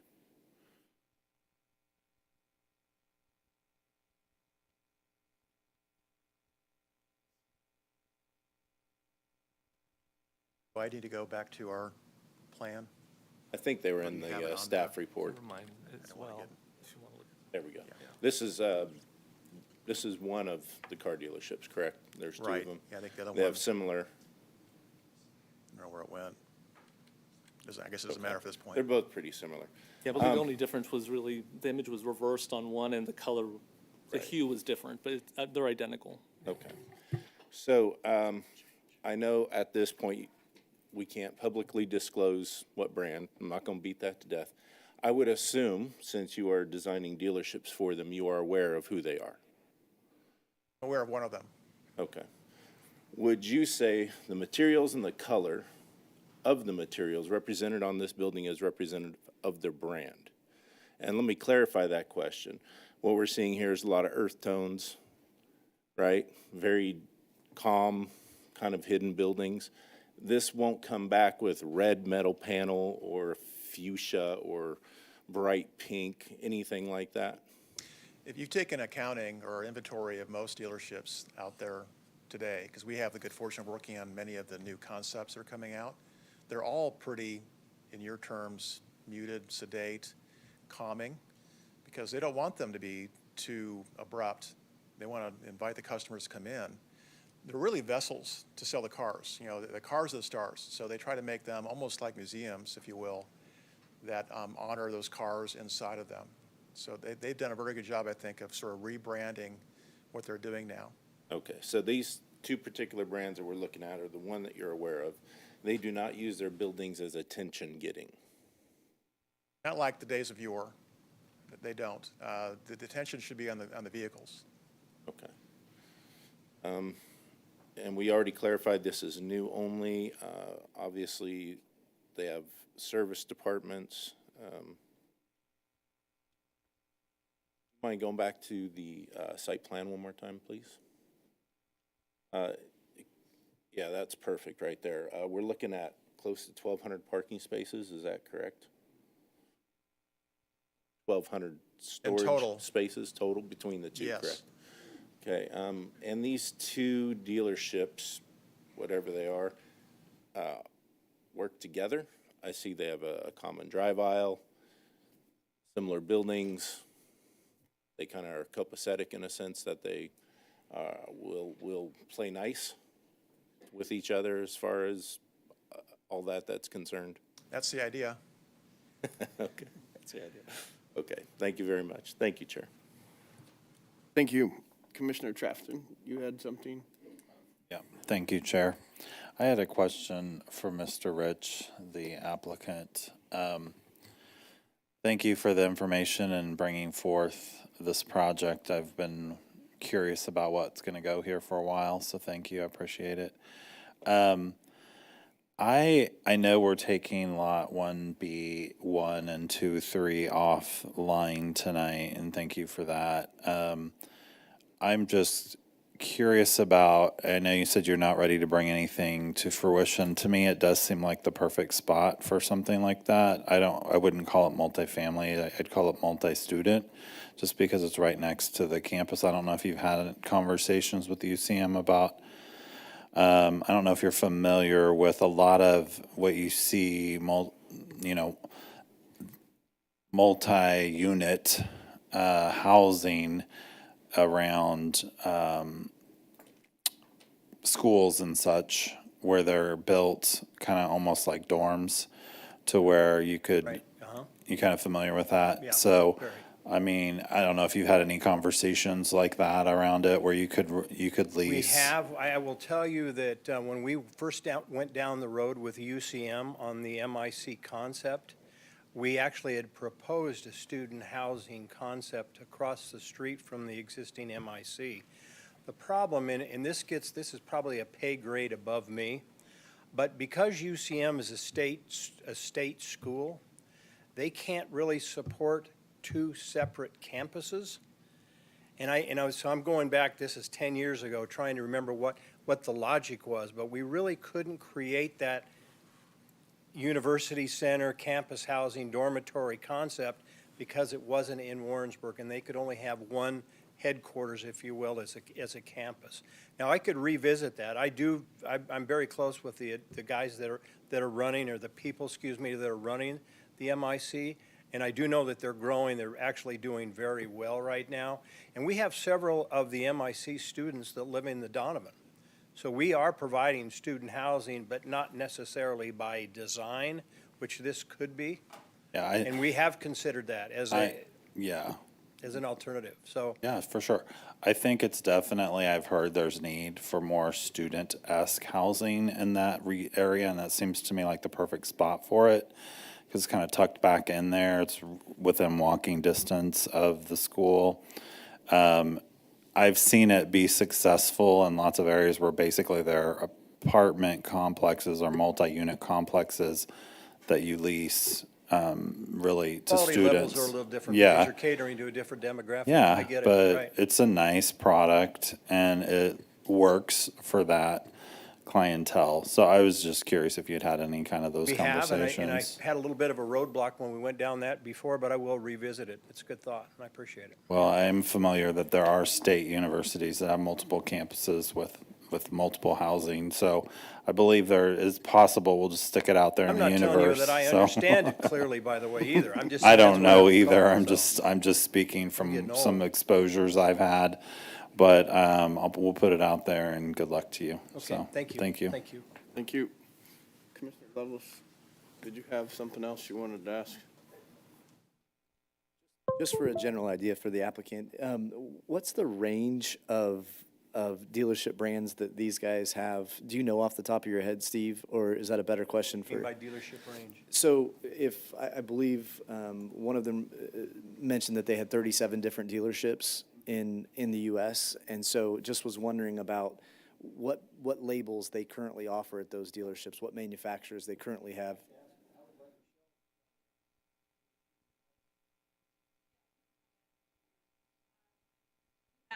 Ford, Chrysler, trying to You think- come like sorry. that way, Oh, yeah. sorry. Ford, Do this Chrysler, GM, Chevy, GMC. Let's see, we have Nissan, Hyundai, Trying to go through them all in my head. Trying to think. What was it? Kia, Honda, Toyota. That's what I can come up with right now. Subaru. So to help everybody up here, because I'm understanding the struggle, is we're looking at a building that we don't know what it's gonna look like in the end. So you would be able to, you're not like on Judge Judy or anything right now, but we're in a public hearing. This isn't gonna be a bright yellow canopy or an orange stripe down the side of the building or a splash of red along the side.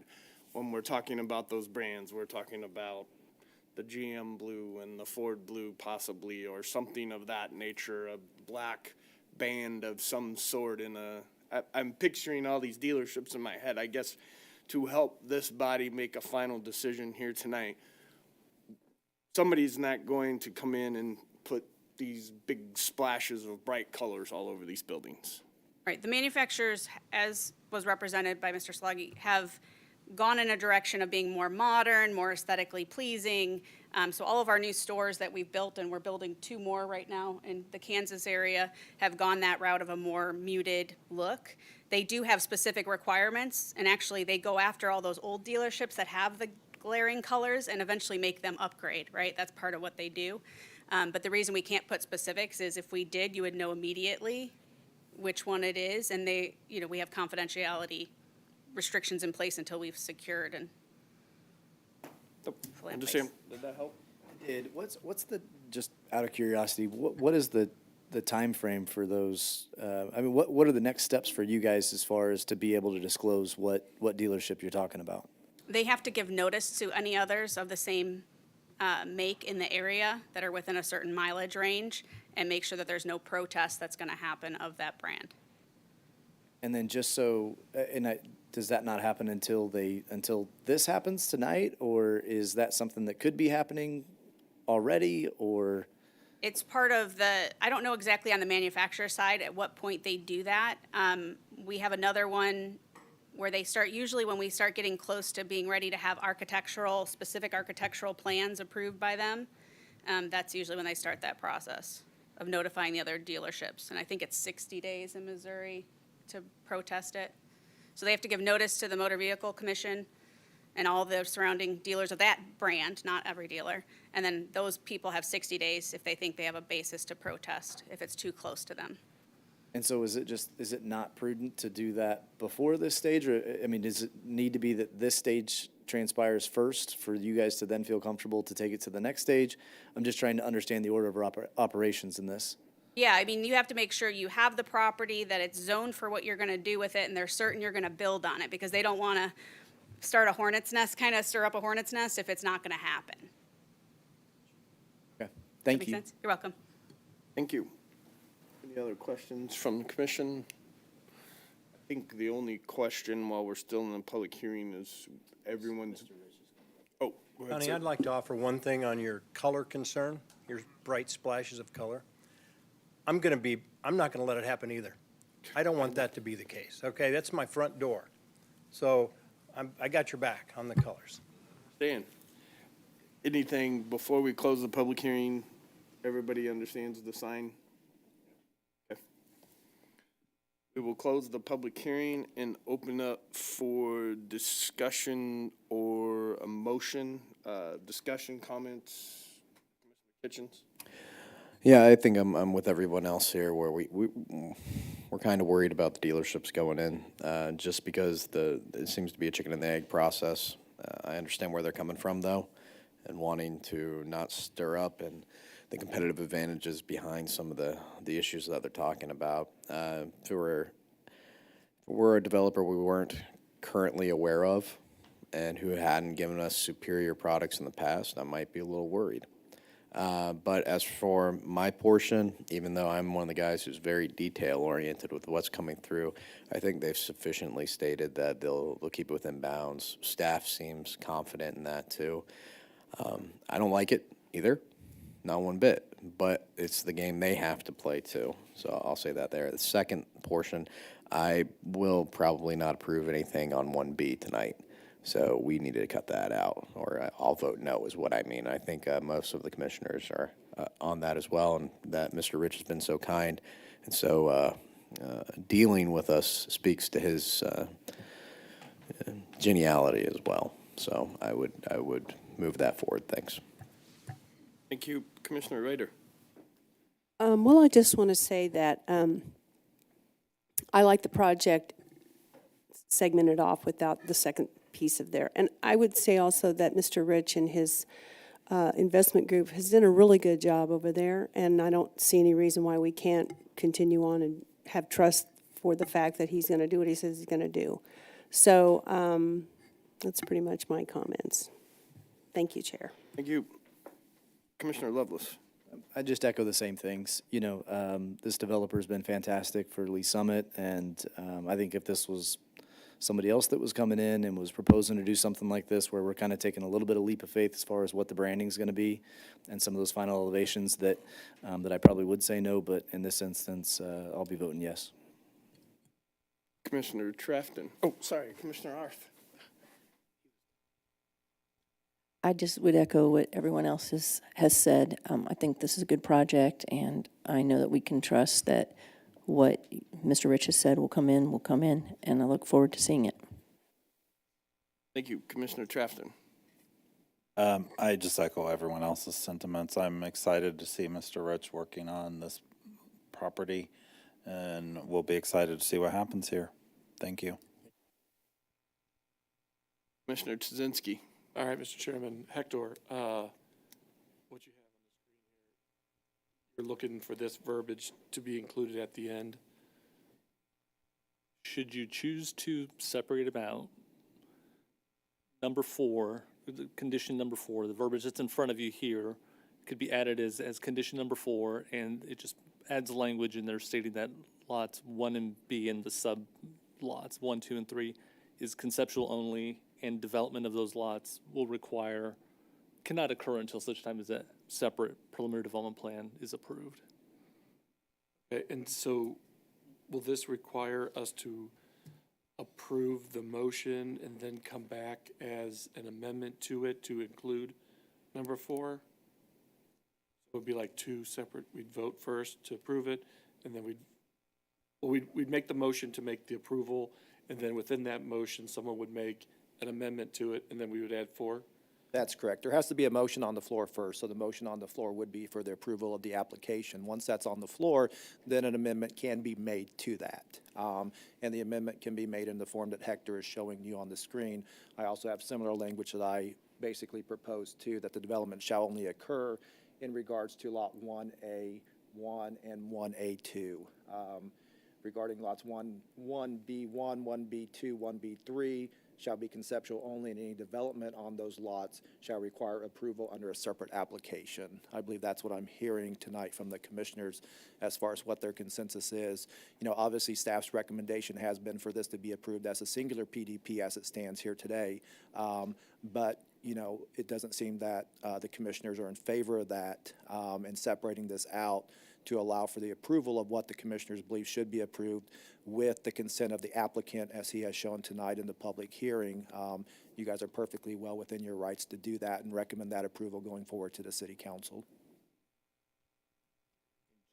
To provide a little more clarity, so for tonight's purposes, the only language that you would need to add to whatever motion is made in recommendation would be this number 4 in front of you. So the other language that he was referring to would go on an ordinance right later on. Yeah. Chairman, I guess the question is you know, do we want to include this, or do we want to just strike 1B completely? This language seems like it does what we ask it to do, but it doesn't. So I guess my question would be, Hector, I know that's not David sitting over there. He grew a lot of hair. So by approving, if we recommend approval, make the motion, we amend the motion of approval lot 1B1, 1B2, and 1B3 shall be conceptual. That does not put these units on the books at all. That does not tie the developer to doing this type of development on that project, on that piece of land. I mean, we could come back and maybe have another dealership that wants to go in or something else on that land. So essentially, by making the eastern half conceptual only, there's no entitlement that's being granted to that eastern portion of the development. And was this some sort of, I guess, what triggered to make, I don't want to take up a bunch of everybody's time tonight, it's a learning experience for me, I guess.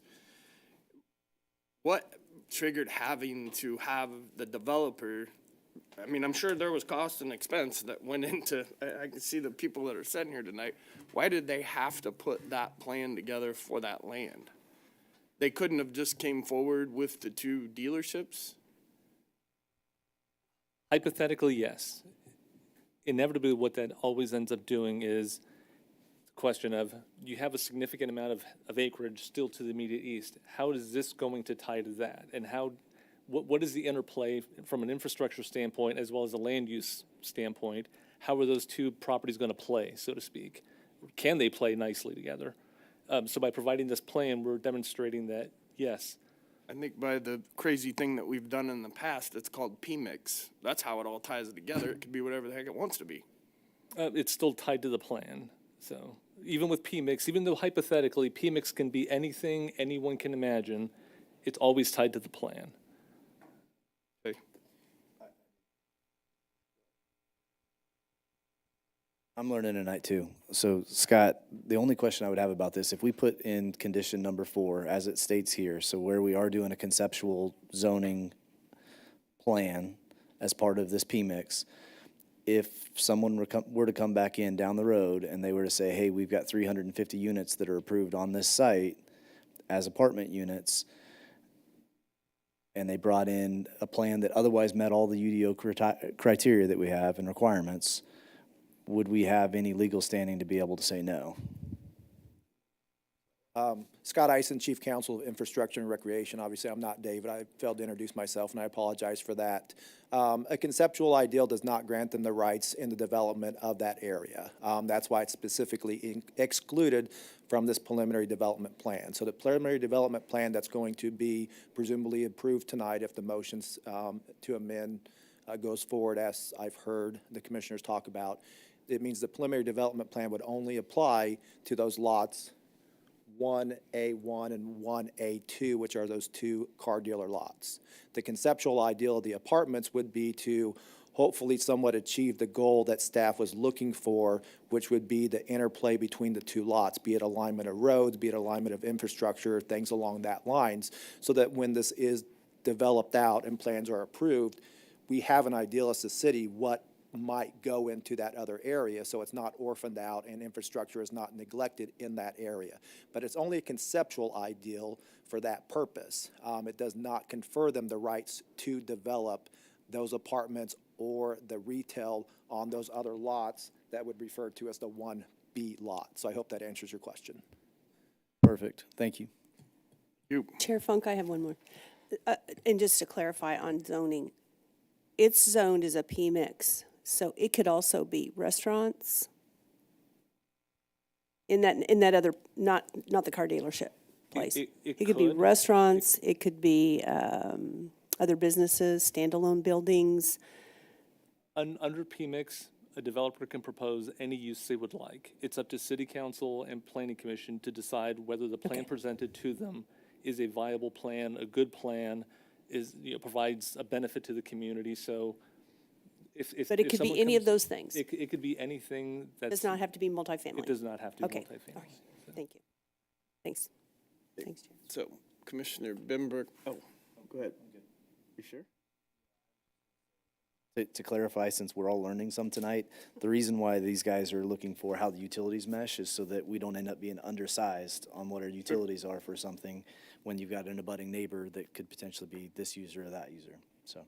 And in some cases, just to add on to that, in some cases, the conceptual plans that come forward, and I'm not saying that it was the case here, but sometimes the conceptual plans is we say, what is hypothetically the most impactful type of use, be it on the road network or infrastructure that could possibly go there, so that, again, you size everything properly and account for that. It could always be less impactful, and then we already know it's already accounted for, rather than going the other way, going conservative, then having to use later that has more of an impact and causes more issues on that end.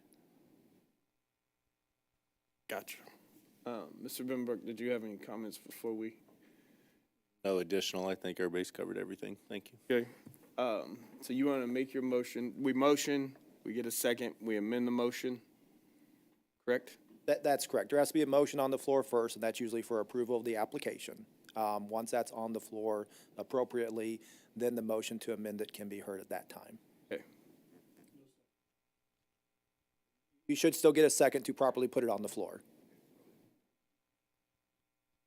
Mr. Chairman, I'd like to make a motion.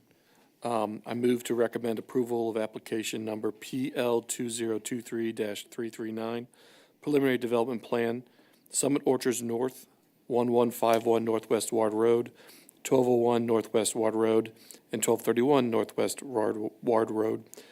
Townsend Summit LLC applicant. I have a motion. Do I have a second? Second. I have a motion and a second. Mr. Jazinski, do you want to amend the motion? Mr. Chairman, I'd like to amend the motion to recommend an additional condition to be number 4, approval of Lot 1B1, 1B2, and 1B3 shall be conceptual only. Development of said lots shall not occur until a new preliminary development plan is approved under a separate application. I have a motion and seconded, amendment to the motion. Can I get a second on the amendment, please? Second. I have a motion and a second. Can I get a vote, please? Mark Kitchens, Yes. Cinda Rader, Aye. Jake Lovelace, Dana Arth, Yes. Donnie Funk, Yes. Terry Trafton, Yes. Chip Tuzinski, Yes. Randy Benbrook. Yes. The application has been recommended for approval. Chairman, if I may, I believe that vote was for the approval of the amendment itself. Correct. Okay. And then, Need to take- then We're going to take another vote. vote on the application as amended. Okay. We will take a vote on the application as amended. Mark Kitchens, Yes. Cinda Rader, Aye. Jake Lovelace, Yes. Dana Arth, Yes. Donnie Funk, Yes. Terry Trafton, Yes. Chip Tuzinski, Yes. Randy Benbrook. Yes. And now the application has been recommended for approval. Mr. Chair, if we could have a 10-minute recess, that'd be great. Perfect. We will take a quick break. Sorry, Mr. Pennington. Thank you. Sorry, dude.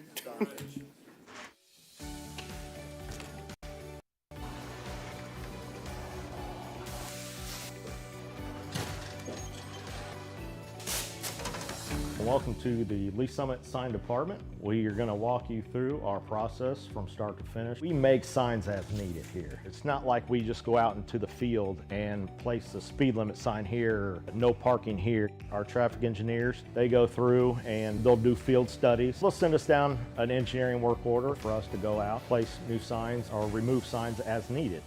Coming from the material, our blanks come in and they're just aluminum blanks. We can put our white, our red, our fluorescent yellow, green, whatever. And basically what it looks like is just that there. Throw it up into the roller.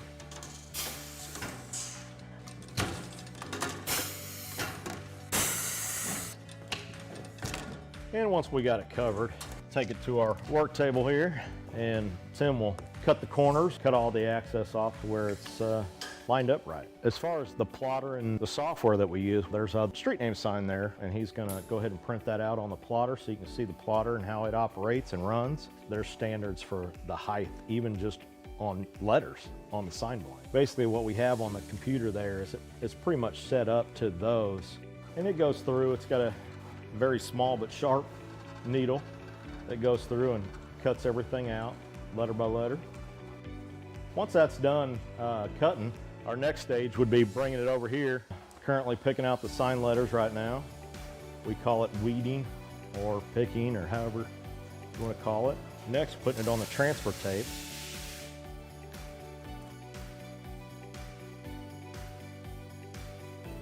Then after it's taped, we bring it over to the roller. That's where we apply it to the actual signed blank. And we'll roll it through one time just to get the air bubbles out.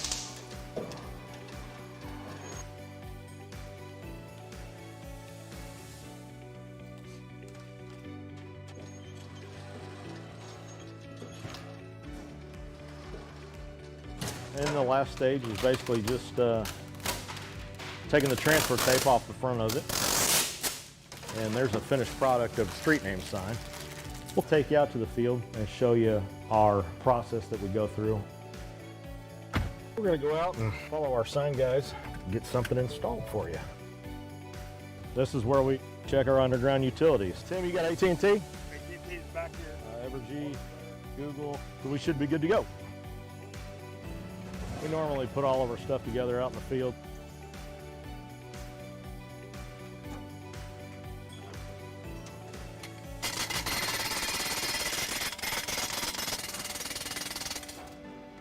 Then once the base is installed, we'll go ahead and put the post in there. We've come up to perfect. And that's how we do it. Simple. Quick. Traditionally, we think as police officers, those responding to law enforcement needs within the community. But honestly, we are there to serve our citizens, and our citizens do go into crisis. They do have mental health crises, and we're being called to those scenes on a regular basis. In order to help serve those citizens better, we did initiate the Crisis Intervention Team Program. These are officers that are specially trained to de-escalate crisis situations. Recently, we've brought co-responders onto the scene, licensed qualified mental health professionals housed within our police department, and they respond with those officers directly to those scenes where a crisis is occurring so they can interact with that citizen and get them the help they need right there on that scene. The co-responders are either bachelor or master level in a behavioral health related field. They wear plain clothes, they don't carry weapons or anything like that. I have a police radio that I listen to all day. Listen for, those key words: mental health, behavioral health, crisis. There's a lot of officers that just call for me. I have my own radio number. I also have the ability to self-dispatch to them and say 982 is en route. Officers en route, 914, Armstrong. So typically I arrive after they've made it safe. I'll make contact and get kind of the rundown, and then I just kind of jump right in. I'm like, hey, my name's Allison. I'm a mental health professional. I'm here to help you. I'm not here to take you to jail or arrest you. Sometimes all a person needs is a voice, someone neutral, someone outside that, can listen. I do a lot of safety planning, including family, their support network, who's close to you. If they're home alone, who can come over and hang out with you today? Can we lock away your sharps? Can we put up your meds? Do you need meds? Can we get you over to the urgent care to get you assessed for your medications? Some of them also are like, oh, I'm so glad you came. This made me feel so much better. Our main goal as co-responders is to, one, get people connected to the services that they need, and also divert from emergency rooms and jails. And they almost get a different view of the police responding. That lets me know you care and the officers care. Please, how can we help you? My husband In 2020, we had 722 mental health related calls for service. 2022, by that time, 1,479. These mental health related calls for service are increasing. How we're responding to that is increasing the number of crisis intervention team officers we have available, as well as the number of co-responders we have available to respond on these calls. So what I think is important for the community to know about the co-responder program is that we're here, we exist. All you have to do when you call 911 is ask for us. Say, hey, I want a co-responder to respond to this crisis, and we'll go. I was really struggling about 8 years ago on my personal journey with mental health, and I met some amazing social workers and amazing programs that have helped me get to where I am today. I really couldn't see myself doing anything else. We want to help, and that's what we love to do. So I had a client, we got a call, she had some suicidal ideations, and she really felt that she had nobody. And and getting to know her story and getting to know who comes around and sees you, well, then we found a support person, and they responded immediately. And we made a plan. I called back and checked on her in an hour, and then I checked on her in 2 hours. We were able to get her into the additional services to where she talks to someone every week or more. I just took a person that really just thought they had nobody and nobody would show up for them and show them you do. do, and you'll be amazed who is in your corner if you just simply say, I need a little help.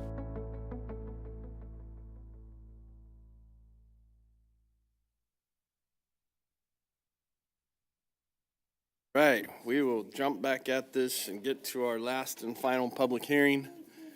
Thank you, Mr. Pennington, for waiting patiently, and we will open up application PL 2023-346, special use permit for outdoor automobile storage, 101 Southwest Oldham Parkway, 1051 Southwest Jefferson Street, 1204 Southwest Jefferson Street, 1206 Southwest Market Street, and 1210 Southwest Market Street.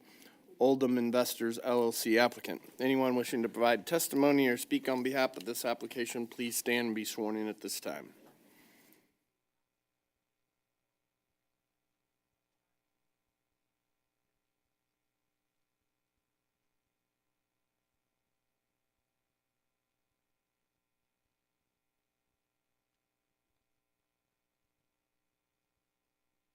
Good evening. Matt Pennington with Drake Development, President of Drake Development, 7200 West 132nd Street, Overland Park, Kansas. I'm here in front of you this evening on the Odessa auto auction site, which I know we're all familiar with here locally. This site has been something that we've been working on for the past almost 3 years. So we come in front of you today, obviously asking for a special use permit for the vehicles that are out there. But I think the long-term vision is what we always are really looking at. And so most of you all know that I developed Streets of West Pryor. I use that as an example because that project, big projects like this take sometimes a decade. And so you look at it, the streets took me 6 years to assemble before you saw me. And so I say that as that this property, and as we assemble the others, it's taken us almost 3 years to get to where we are here just in front of you today. Now, we do plan to be in front of you, I'd say, in the hopefully next few months as we continue our discussions with staff and we continue our discussions even with some of the council of just what we hope to put there. The challenges of this site are immense. There's Oldham Parkway relocation. There's undergrounding all of the power poles. There's a regional stormwater problem.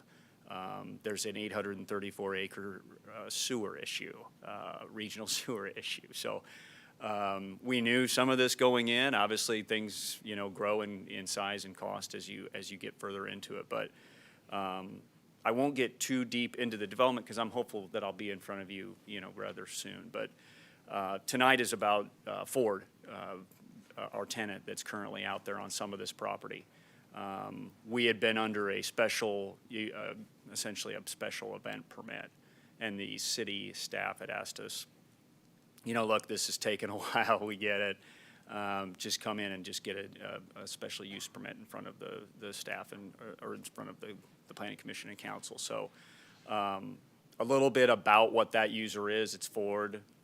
They, at any given point, they have about 3,000 cars, sometimes less, sometimes almost that. They're all new vehicles. That user came to us after we did start assembling some of these properties because of a supply chain issue with chips shortage, and I think we all heard about the chip shortage, but the supply chain issue still exists. As part of this application that you see tonight, we do now own the Elite Fence and Deck property, which was out front. We also own the Excite building, so that is part of this application. Currently, the tenant we have has no intent to use that, but just as we look to the future and as we can continue to clean that area up, we wanted to have that potentially in the application if they wanted more space. So we did hold a neighborhood meeting. We've been holding neighborhood meetings really just with getting a better feel of some of the uses that we were talking about for our overall redevelopment anyway. So we have a really good dialogue with them. We have a great dialogue with each of the adjacent churches.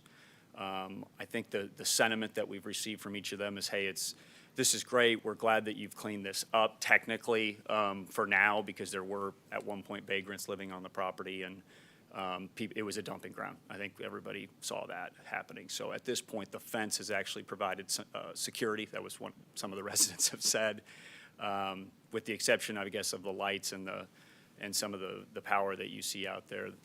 Each of the residents seem pretty happy with, what we've done to date, knowing that we're continuing on. So I say this all is that this has been a long process. I appreciate the patience of city staff and really the residents so far. We are working on this project. We intend to be back in front of you, but as part of this process, we wanted to do it right from what we were being asked from staff and council. So I will leave it to Hector. I think I've covered everything that I have for you. Thank you, Matt.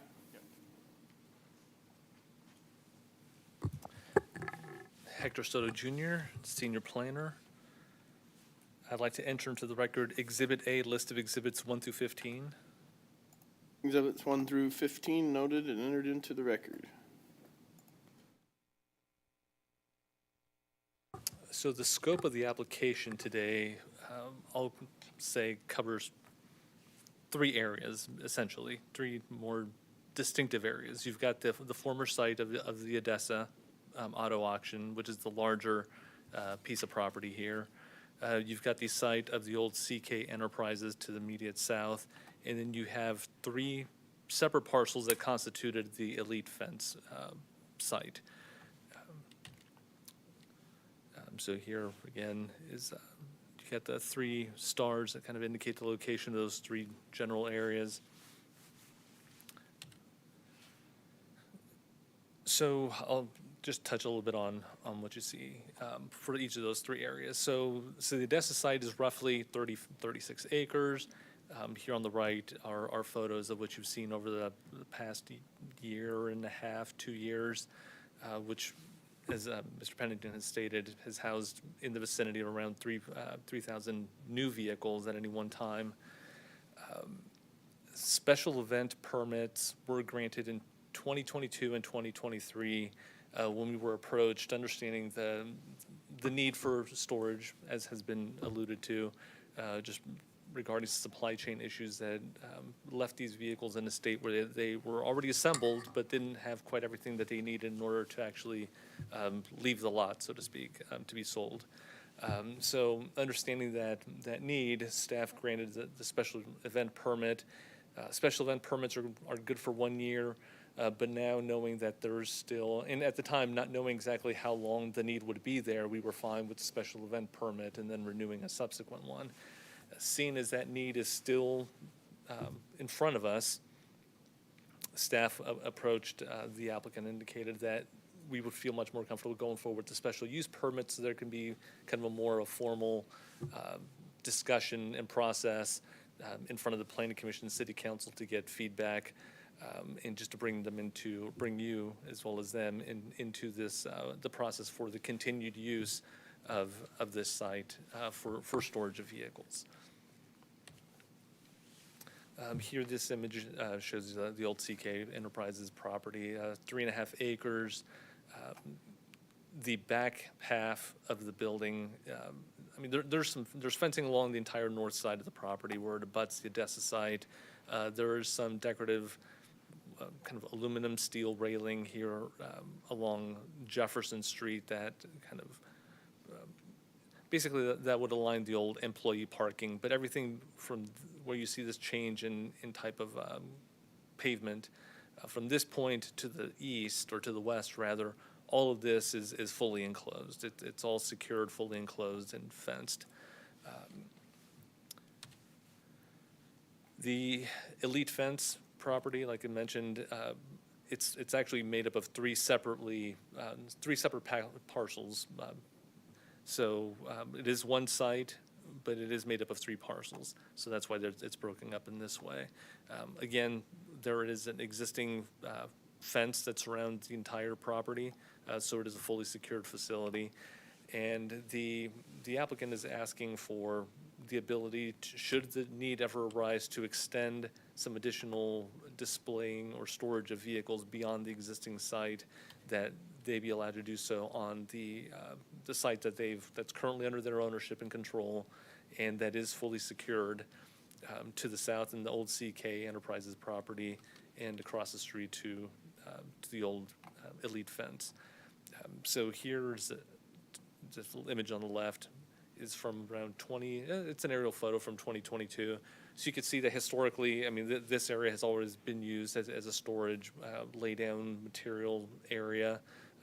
Vehicles have been stored there historically, as well as, like I said, material, depending on the type of tenant that's occupied in those spaces.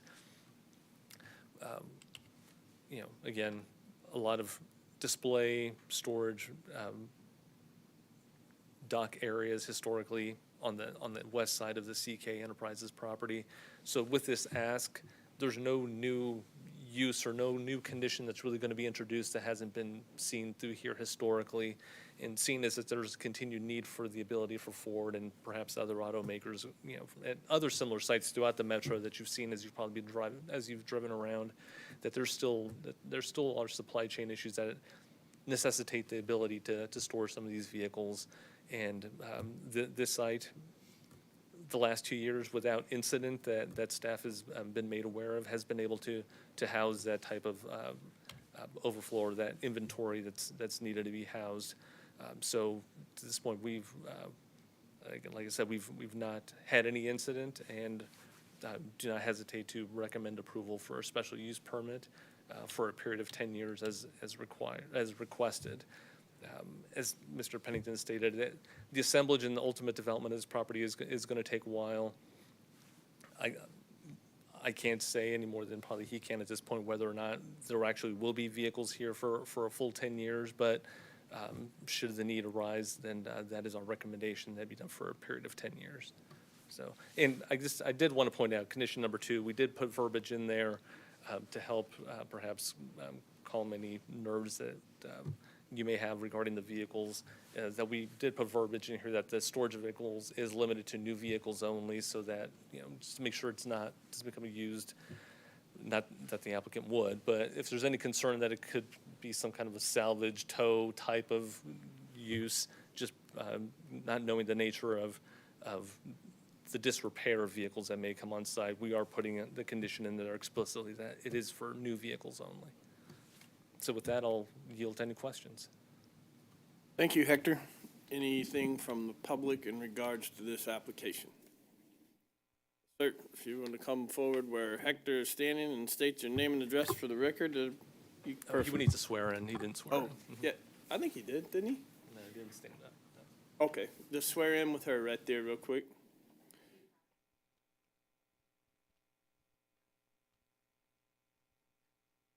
Hello, my name's Dave May. I live at 1210 Southwest Jefferson. And my only concern basically is with the expansion of the new cars being stored, I'm a little concerned about noise in the middle of the night with trucks coming in and going and unloading. That's basically all I got. Get that answered for you. Before we jump into the questions for the commission, Mr. Pennington, is there an hour of operation for them bringing vehicles in?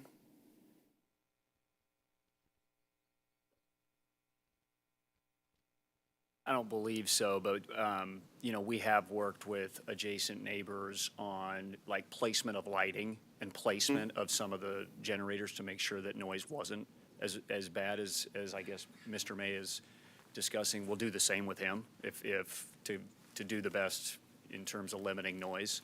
But I mean, most of the time you're seeing the trucks out there during the day. I don't know exact hours, but you're seeing most of this stuff come out during the day.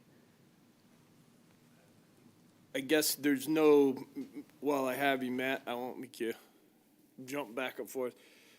For Mr. Mays, the expansion, we don't even know if that's going to happen, right? That's correct. I have nothing in place right now. But I just watching what's been ebbing and flowing and knowing that potentially could happen. I mean, I'm coming to you today with no intent at this time, that they have shown no interest Okay, in that. perfect. Thank you. Commissioner Benbrook. I think I went that way last time. Thank you. So delivery of these vehicles, it seems like the main concern is, a transport truck pulling up at 11 o'clock at night and unloading. Is that typical? Does that happen? I believe I don't know the exact routes and schedules and exactly when people are coming, but I mean, I'm pretty sure the evening is mostly just is for securing and making sure the site's safe. Go ahead, yeah. Well, I have JD Christie that's been. Hi, JD Christie, Drake Development, 7200 West 132nd Terrace, Suite 150, Overland Park, Kansas. We recently had a neighborhood meeting, and specifically at this site, the only access for these trucks are on the far northwest portion of the site, to where when they come into the site, those headlights potentially would be, aimed at those residents on Allendale. I had no feedback on, hey, they're coming too late. I don't specifically know when those delivery vehicles drop those trucks off, but in our neighborhood meeting last week, I feel like that would have been I feel like it would have addressed came up if that was that the was a late night delivery. So what I'm hearing is that it's Ford that you're leasing space to, right? They have full access 24 hours a day to this site. There's nobody on site, open gates for them. They have full access to pick up and drop off whenever they like. There is 24-hour security. There's on people site. on site at all times that was some of the things the neighborhood did like. There are people on that site 24 hours a day securing the vehicles. Okay, but they're mostly there just to secure the Secure, site. They're to not make- taking any kind of counts in. They're not taking any kind of inventory or anything like that, right? They're just there to kind of protect. They're there to secure the property, to make sure that there are no vandalism or people breaking in and stealing like catalytic converters and such. Okay, thank you. Hector, as far as PMIX, the zoning of PMIX, is there any kind of, is the site limited to truck access as far as hours, hours of operation? Or can they come and go? Is there anything in the zoning that would require them to shut down any kind of receiving or pickup after, like, let's say, 10 p.m.? No, there's nothing by ordinance that would limit that. No. Okay. Thank Generally, the only limiting factor related to hours, just by ordinance, would be more noise, the generation of noise decibel levels after a certain hour, after 10 p.m. But in terms of just accessing the site, no, there is no limitation, unless a condition is placed on the special use permit. Yes. Should you choose, which is an option, if that is a concern, to limit delivery within within such and such hours, that is something that could be placed forward, and it'd be up to the applicant to speak to whether or not that's something they'd be amenable to. But either way, that is something you have the purview to add as a condition of approval. Okay, thank you, Hector. One last question, then I'll give up the floor. I know you said you didn't want to get into the future of this site yet because you're hoping to be back soon. Is it your intent, when you do come back before us, to maintain a similar use, in other words, vehicle storage? No, this will be a Complete mixed-use change. environment that, so this has been a very, very difficult assemblage, like I was saying. So it's just, to date, we have, I want to say 12 or 10 out of the 14 properties I'm trying to assemble. The hope is that we will be back in front of you with some great restaurants and some mixed-use environments with restaurants I know you all want, and I have them signed. So I'm coming to you today saying, hey, we're trying. This thing's got a ton of hair on it. I haven't received any bad feedback from neighbors, and Mr. May, I'm going to take that into consideration. We can certainly be very careful how we use that property because that building borders his property. So this SUP is kind of a temporary fix because we don't want to keep going under a event usage kind of. Correct, yes. Thank you very much, appreciate it. Chair. Hector, sorry, Commissioner Tuzinski, I got a question. This is PMIX. Yes.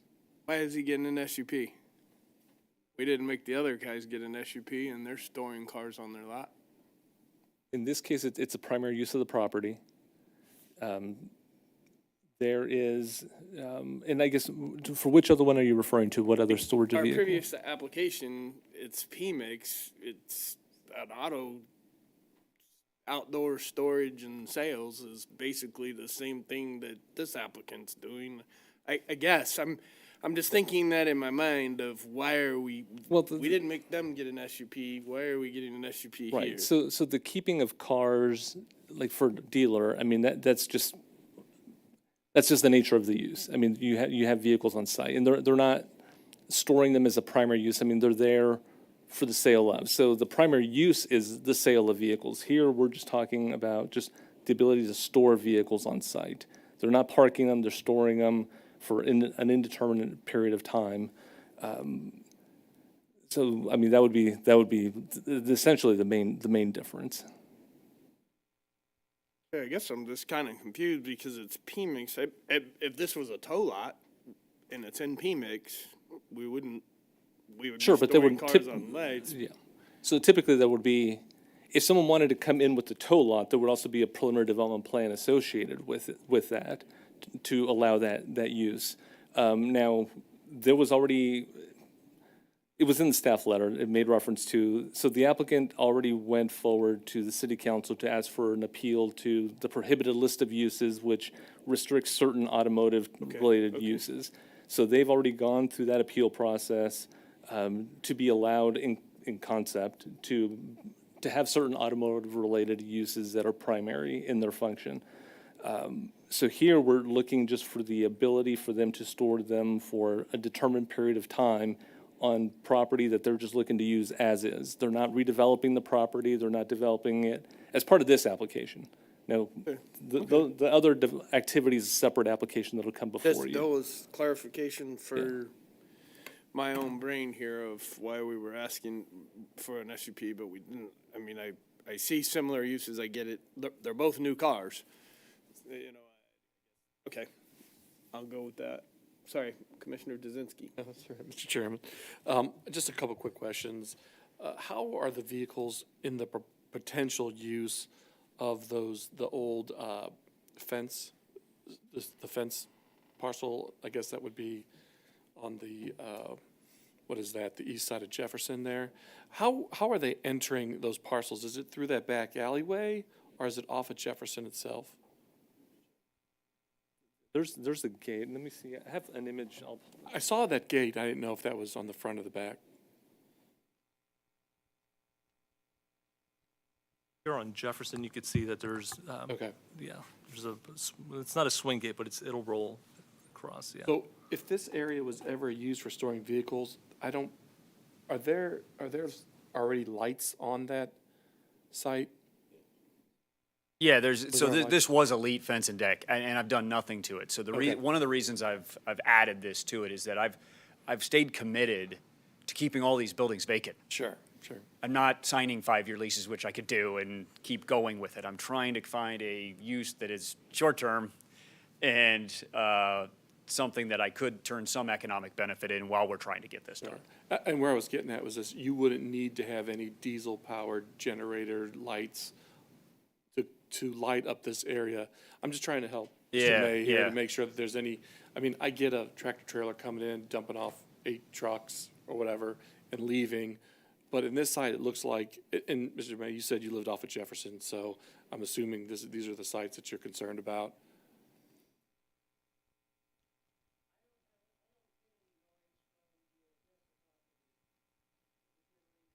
Come on up. Yeah, if you come to the microphone, please. Come up to the front here, sir. Sorry. Or the Excite. Yeah, I'm worried. Excite. Yeah, I'm concerned about the 1204 Jefferson and the 1210 Market Street, because they're basically right across the street. Right. But I'm not getting any noise. It doesn't matter to me if they come and go where at the Odessa property. That doesn't disturb me at all. Because and that's what my question. So it seems like there's already existing lighting there that doesn't require diesel generators that may be running all night. So those are already on electric power. A vehicle coming and going, you know, that does have some noise to it overnights. I mean, I may be interested in potentially adding on another condition of maybe no deliveries after 10 p.m. on this site, if any future condition happen. Yeah, I was going to say, I don't think I can agree on that principle on Odessa, but I probably Right. could on this front site. That's what I was thinking Yeah. on this site, on these sites near. There doesn't seem like anyone else from the Odessa sites had any issues with noise. No, and yeah, no. So, Mr. Chairman, I may just go ahead, since I'm getting really good at these amendments, I may go ahead and add a condition for this site on Jefferson to. We'll jump in that when we get to our comments and Okay. motions. All right, good. Thank you. Commissioner Trafton, Questions, Chair? Commissioner Arth, No questions? Commissioner Lovelace, Commissioner Rader. I have a question. This is for Hector. So you don't even have to get up after Hector. What happens with the SUP? When Matt starts to develop that area, what does the SUP follow the property for the entire 10 years? Does he void it out? What happens? Just curious. It would not be voided with any subsequent preliminary No. development plan. So it would still have a life on it. Now, at that point, you know, economics is going to drive whether, you know, he continues to use it as, you know, as being presented here, or the time is right to develop it. So no, it won't extinguish with the approval It just of preliminary expires and then he development doesn't re-up it plan. Right. in 10 years. And then for you, Mr. Matt, can we please get a Nordstrom rack or something to that effect? I have no place to buy clothes except for Kansas. We will continue our efforts. The demands. Commissioner Kitchens. Thank you, Mr. Chair. So, Matt, I don't think any one of us is going to argue that you do a fine job developing at all. Thank you for continued development in Lee Summit. Now, I'm not born here. I'm a Virginian, and I moved here because it's beautiful. I love this city. I get a lot of visitors from the East Coast and the West Coast, where my wife's from, come out and visit us. They love it too. Number one complaint about our city is that ugly lot. Every last person I've driven down 50 highway with has said the exact same thing to me. That's ugly. Why don't you do something with it? Matt, it's ugly. Why aren't we doing anything with it? So we have a special event permit, which I get, man. The economy went crazy, and smart use of the property, in all honesty. I love that you're looking at it holistically as well. My problem's 10 years. And I know that's not your intention, and if city staff offered me 10 years, I'd hop on 10 years too. But today, I can't give 10 years. I can't vote on that. I'm not opposed to giving a special use permit. I like that you keep the property clean. I like that you have security on the property. Ford's a great tenant. I drive one of those F-150s that they gave me a great 8 years at 0% on. Thank you very much. But at the same point, 10 years seems pretty ridiculous, especially when we get promises that you're developing it out and you're going for 14 and you got the 10 out of that. That sounds perfectly fine. So would you be amenable if we cut that down substantially? Yeah, I'd be amenable, because obviously the intent is there. Obviously, I don't want to come back continuously, right, in this, and we just haven't. And I think we all have the same approach in mind here. There's no doubt. I mean, I've been completely transparent with the city staff, with the mayor, the council. I think everyone knows that I'm on this every day. This isn't something I'm sitting on or trying to turn into a parking lot.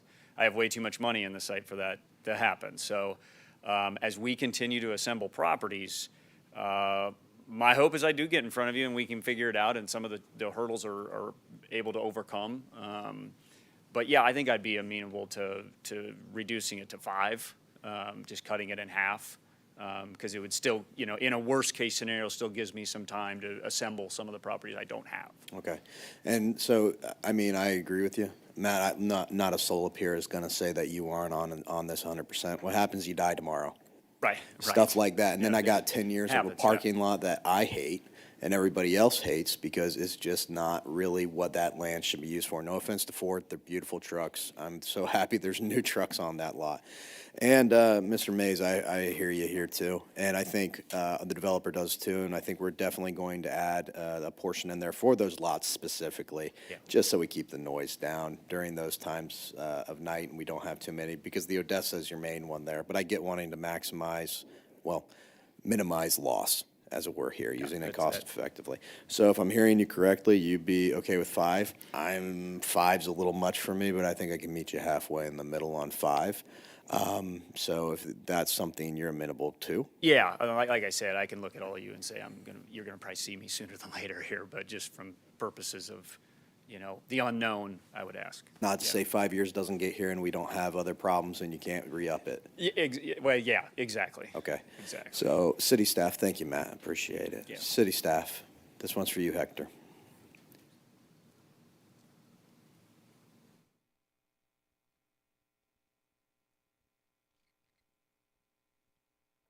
This is what happens when we change things on the fly on them. They take a moment. It's all right. I'd like to take this moment to talk about the Washington Capitals and why they're not playing as well as they should.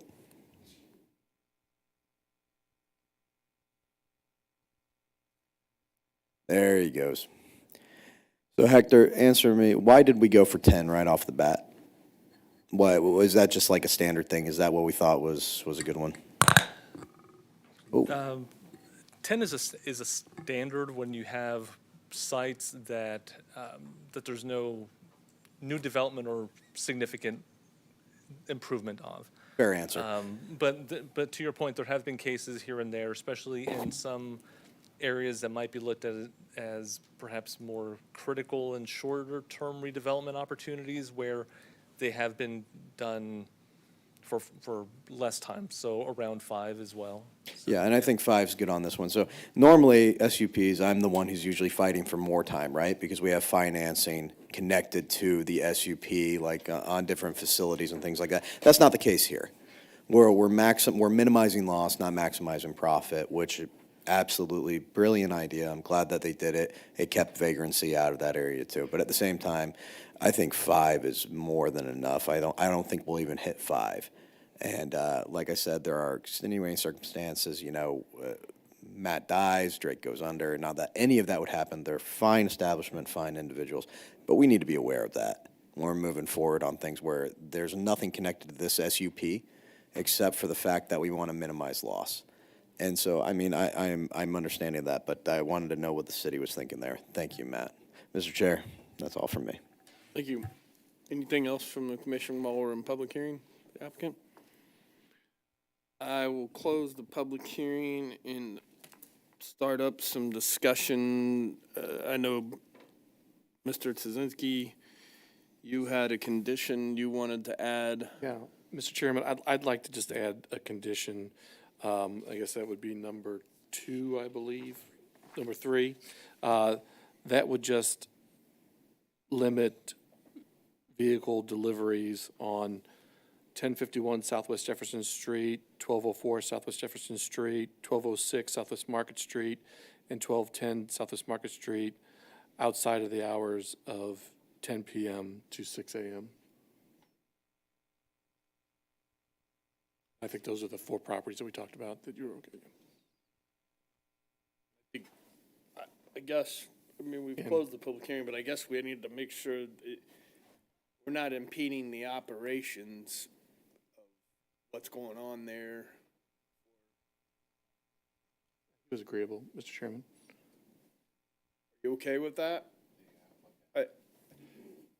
I believe I'm fine with that as long as Odessa remains intact, because I think that's the main artery in and out, and it sounds like there hasn't been any issue. If I need to tailor a new plan with them to where those deliveries are only on those 4 properties, I will work my best to do that. Okay, I don't. And Mr. Chairman, I guess in addition, I was also thinking that 10 years did seem a little bit too long, so I'm in agreement with Commissioner Kitchens of 5 years, as long as the works for the potential developer Drake. Thank you, Mr. Chairman. Thank you. So it sounds like we have the hours of operation, 5 years. Just on those 4 properties though, too. The Odessa property is omitted for that.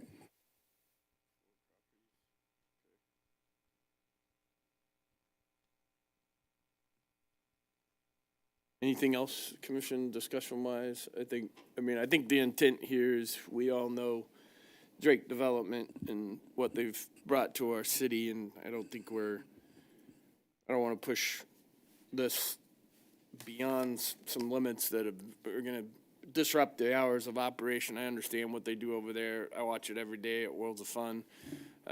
It's a process, and I mean, the one thing that putting these hours of operations on here, I don't know if you've seen that process, but that rail car stops behind Home Depot.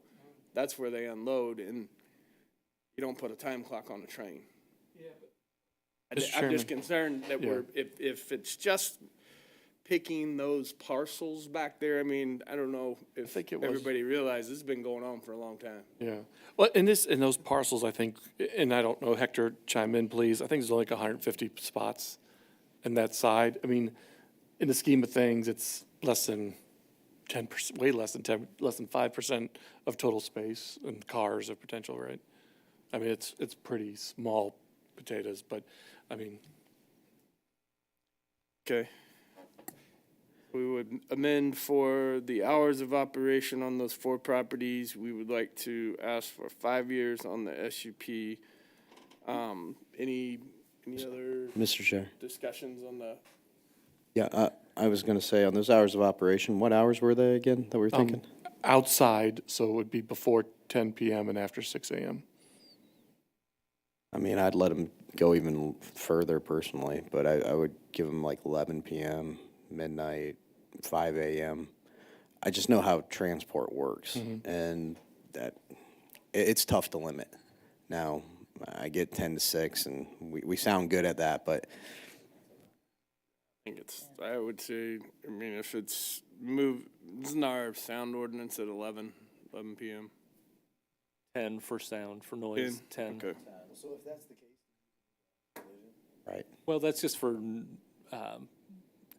that's for certain decibel levels to be achieved. I guess if some of the other concerns are also lights and, just. Well, I think the lights are probably beyond. I mean, that was always, my thoughts was truck lights. I mean, you would have delivery lights. Right. My thoughts were just trying to minimize the noise. I think we have ordinances in place, but I just don't want to hurt the business too much here.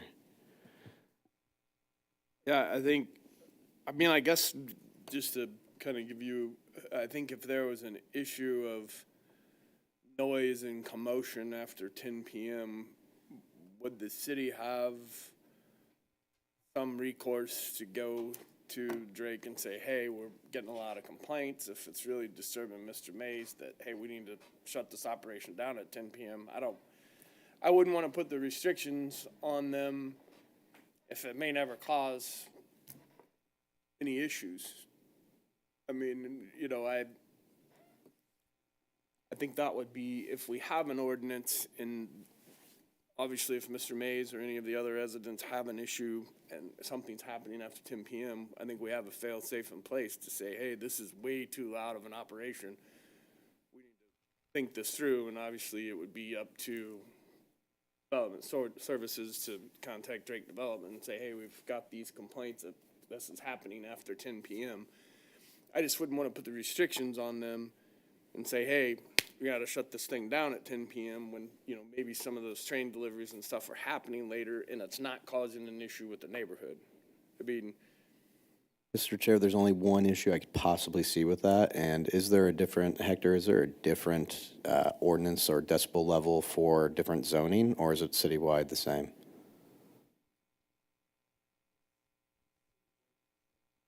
Sorry. Citywide, it's the same. Okay, so it's going to be the same as a residential too. So if they're hitting decibels above a residential area down there, they're in breach already, so to speak, and the police would be able to be called. And I agree with Chair Funk on this. I don't want to stop operations. Trains run at all times, and if there's trains already in that area and operations are already ongoing, logistics are difficult that way. And let's say it's 11 p.m. I don't want somebody calling the cops on them just because they're doing their business at 11 p.m. But I understand what you're saying, Chip. And my only thing is that the amount of cars. And again, there's no plan currently for these two lots. And by two lots, I mean the one on the west side of Jefferson and the east side of Jefferson. And the number of cars, I think total combined is 10%. The potential for there is just 10% of the entire number of cars they have there. So, I mean, even if it's split 50-50, which I don't know if it was, that was still less than 5% of potential storage space of cars that they're going to have out there. So, I mean, I'm going to just defer back to the owner of Drake to comment if he can do it. I would like to have it between the hours of 10 and 6, no deliveries. If the, owner of Drake would agree to that, which sounds like he had, I'd like to, but I understand your guys' concerns about train deliveries. We can't control the train, of course. Yeah, I mean, my main focus is obviously on Odessa at the moment, right? That's what they're on, and I want that to continue as we try to assemble everything else. Adding more color to what I guess you had said, Mr. Funk, it does really hurt my leasing of it. I mean, it would, but I'm willing to listen and try and meet Mr. May's demands, if we can continue on the other one. I don't see myself leasing it personally under that, and that was the reason I had put those two on there, to try and lease and try and continue to assemble more properties. So, if I did have my choice, I would say no, not put those on there, and we work with Mr. May on any maybe type of staggering and what we use, and maybe there's a number of feet I can't get too close to that property or something. Yeah, that was my worry as well. If we're going to affect the business where he can't lease it out, what's the purpose even behind him doing that? So I would be against that personally. And there are fail-safes for Mr. Mays in place already with the police and noise ordinances. But quite frankly, from what I've seen out there and everything, I don't think they're going to hit that. But I understand the concerns here. I would not put anything on them just because obviously it's going to affect the business. He has his tenant here helping out, and I wouldn't do it. Hector, start crafting something up. If obviously I'm hearing we want to add this to, want to amend this to read a 5-year SUP. That would be amendment number 1. And then if you want to propose the hours, we can vote on that amendment as well for 2 separate amendments. Is that fair enough? Would typically be best to treat those as 2 separate amendments, yes, because at that point it'd be kind of an all or nothing if you're joining both. Yeah, let's conditions let's vote on each amendment, and then the whole thing is total. Yeah. So Randy will propose the recommendation of approval. Mark, I'll let you amend for the 5-year SUP, and then we would vote on that amendment, correct? And then, If I can, the basic way that it would be done would be the motion would be on the floor first for approval of the application. Then it would be open for amendment at that time. A first amendment could be made, and it needs to be a single amendment for the single issue. In this case, it sounds like it would be the 5-year issue at that point in time. And then the vote would be taken on that amendment by itself. Once that amendment is done, then a second amendment can be put on the table at that point in time. So it'd be to further amend it. If the first amendment was approved, you would further amend it with the second amendment at that time. That would then be voted on. And then if that one passes, then it's as amended completely or as amended by the first one. And I know it's somewhat confusing, but they have to be taken separately because people can vote separately on those 2 different issues. And one can fail and another one can pass. Both can fail, both can win, but the final outcome would be whatever the final vote is based upon how it was successfully amended would be that final vote then. So in this case, you would have 3 votes, one on the first amendment, one on the second amendment, and then the third one would be the application as amended, if at least one of them was amended, or just the application if both of the amendments were to fail. okay. Ready? Okay. Mr. Brimberg. Chair, I move to recommend approval of application PL 2023346, special use permit for automotive storage, 1051 Southwest Jefferson Street, 1204 Southwest Jefferson Street, 1206 Southwest Market Street, and 1210 Southwest Market Street. Oldham Investors LLC applicant. I have a motion. Do I have a second? Second. Mr. Chair, Yes, sir. I move for an amendment to application PL 2023-346, special use permit for outdoor automobile storage to amend from 10 years to 5 years of the special use permit. I have a motion with an amendment. Do I have a second on the amendment? Second. I have a motion with a second. We will vote on this one, correct? Correct. There can still be discussion on the amendment, or it can be taken directly to the vote. Is there any discussion on that? We're all good? Okay. Could I get a vote, please? Mark Kitchens. Yes. Cindy Rader. Aye. Jake Lovelace. Yes. Dana Arth. Yes. Donnie Funk. Yes. Terry Trafton. Yes. Chip Tazinski. Yes. Randy Benbrook. Yes. The application, the application has been recommended for approval as amended, and then he will amend now, correct? Correct. You can further amend All it right, now. Mr. Chairman, I'd like to make a further amendment for application number PL 2023-346, special use permit for outdoor automobile storage for the addition of parcels 1051 Southwest Jefferson Street, 1204 Southwest Jefferson Street, 1206 Southwest Market Street, and 1210 Southwest Market Street. No delivery of vehicles will take place between 10 p.m. and 6 a.m. And just for clarification, is that no delivery and no pickup of vehicles also? Correct. Okay. I have a motion that has been amended for the changing of hours of operation of the mentioned addresses. Do I have a second? Second. I have a motion and a second. Can I get a vote on the amended motion? Mark Kitchens. No. Cindy Rader. No. Jake Lovelace. No. Dana Arth. No. Donnie Funk. No. Terry Trafton. No. Chip Tazinski. Yes. Randy Benbrook. No. And the amendment does not pass. So we would vote, I would ask for a motion to recommend approval for the application as amended. Correct. Well, there's already a motion on the floor to approve the application, and Yes. one of the amendment has passed. So now the final vote would be for the application as has been amended. We're going That's to what take the a vote would be. vote for the application as amended. Mark Kitchens. Yes. Cindy Rader. Aye. Jake Lovelace. Yes. Dana Arth. Yes. Donnie Funk. Yes. Terry Trafton. Yes. Chip Tazinski. No. Randy Benbrook. Yes. The application has been recommended for approval. See, Josh, you jinxed us. Thank you guys for waiting so long. We will move on to roundtable. Roundtable, anything from the commission on roundtable?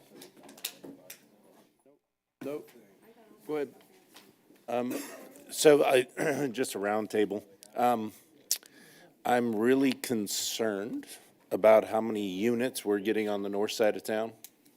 And I know I've mentioned this in the past, but I don't know how Lee Summit North is going to handle it. We've got thousands of units that are going to be finished in the next couple of years. And that to me spells trouble. So I don't know how we get them to move south with their applications, but. Build more apartments south. Just joking, just joking. Construction? Build more apartments, huh? Are they under construction? Some are under construction, others have been approved. But we've approved thousands of units east of what came before us tonight. Thousands. On which, so you're talking when you say north, like north of? North of the city. I mean, On I would Douglas. say, I don't know, let's just say north of Chapman?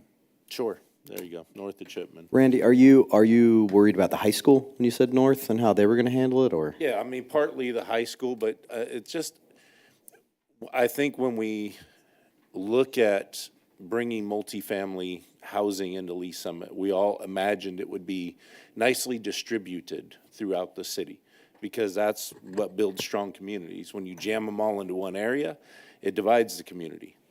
It doesn't spell good news at all. So what we're doing is we're basically building a future area where nobody wants to live. I mean, let's just put it out there. We have no long-term ownership there. It's all short-term. It's people moving through and out that don't care about the areas, and we're putting it all where our retail is, which means we have no backbone to support our retail, because those people are going to move in and out, and they have no loyalty, and they don't really care. So the more we jam on the north side, the more problems we're building for ourselves in the future. So just FYI, my thoughts. Yeah, Mr. Chairman, Yes. you know, and I agree with you, Randy, there's a lot going on up there. But I don't know, and I know Cinda's talked about this a lot, and I'll let our planning group really mull this over as we go forward. I don't know if the people that can afford these apartments are really the young people coming out, starting and leaving and moving on. I think these are a lot of older people, just like the gentleman that owns the property, that want to have more of their free time, less taking care of grass and less having real maintenance. And so I think there's some of that that's going to be going, you know, some of those age of people and types of people are going to be moving into those apartments, and they do have money to spend. So I agree with you. We need to have a good mix of places where they can spend the money and stay, but I don't know if they're all young people that are just going to be moving through. So I don't know. Well, they're not. There's some of them are subsidized. A couple of the large ones are subsidized, from what I understand. There was one area that was supposed to be older, subsidized for older, right? Well, no, the subsidized means they get funding from the government for low income. So we do have some that are there for retirement age, but I believe there are some, if I'm not mistaken, over 1,000 units that are going to be subsidized. But maybe I'm wrong.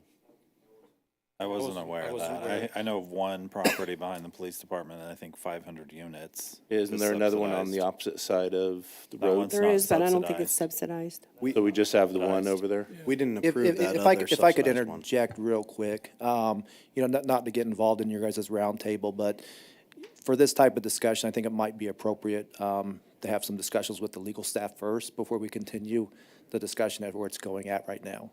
For me to express a concern about how the community is developing out? Not to express the concern about it. That's all I was doing. Okay, but when we're talking about the logistics of the money that is used to purchase the houses, things like that, or to rent. Talking about the mix of people that are all being congregated on one side of the town. That's what I'm addressing my comments towards. Okay. So my comment is addressed towards the fact that we are basically making an apartment community on one side of the town. That's what I wanted to get at, which is not good for planning, which you guys know, your planning staff, you know, you got to divide these things all in to build communities. But what we're doing is we're jamming them into one corner, into pretty much one school right now. So, question for Hector. This was something that I was thinking about. So, when Discovery Park came before us, we approved 1,800 units over there in that first part. And then I thought they said in order to finish up the second phase of that development, would they have to come back before us again? Do you remember? Right now, that exact number of units escapes me, but to answer the question, so right now, the only thing that's been approved is the hard corner, the northwest corner of Colburn and Douglas. So there are future phases on the south side of Colburn, between Colburn and 470. That will come before you as part of a future preliminary development plan Yeah, application. and Hector, I think I said 1,800, but I think it was more like 13 to 15. I think there was 9. Okay, well, that's okay. If it's less, that's hooray. if it's less. But yeah, I just wanted to make sure. And to Randy's point here, yeah, I totally agree with this. So we've done what we've done. And I think it's gotten a little ahead of us.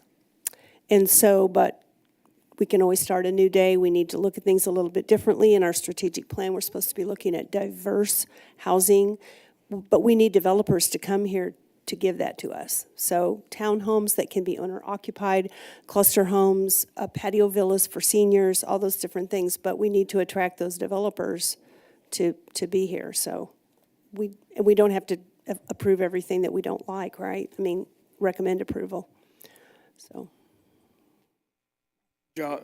Josh, sorry, I was looking at Josh, but Hector, and you can tell me if we don't have this discussion, but I think we have only had one, I guess to use the word, to help Mr. Benbrook here, one subsidized housing unit has come through, correct? Part of the what am I thinking? The one by the police station. Yeah, and that is correct. There was an initial preliminary development plan that was submitted for that apartment project that you're talking about behind the police station, and there's been a subsequent application. So that first one, It's not approved, but that's the only one that's ever came before us that was forementioned to be that we're aware of. Yes. subsidized housing, but it never got approved. Yeah. Yeah. Yeah, that's what I thought. Okay. I mean, we do have a apartment study, I believe a housing study that we just got recently that we could reference. As well as we also have a master plan of development. I would disagree that we're targeting one part of the city for apartments. I think they're coming up all over, as well as more dense housing. You know, we have townhomes on the west side of town being built right now. So, you know, I think we could get an update maybe on, because I think what we also know is we approve apartment complexes or multifamily, and some of them don't get built. And so it's like a misnomer to say we have thousands of apartments in one area, targeted in one area of town, which I think is a huge generalization, because we have them all over town. So I guess my comments were directed at the ones that have come before us in the last year and a half since I've been on. We've only had two not in the north, from what I understand, one on the west, one on the south. But my comments are what they are. I fear we're building an issue if we keep approving them on the north and we don't spread them around. You're both very pretty. It's very late. You gotta go. We did commission roundtable, staff, anything, nothing? No.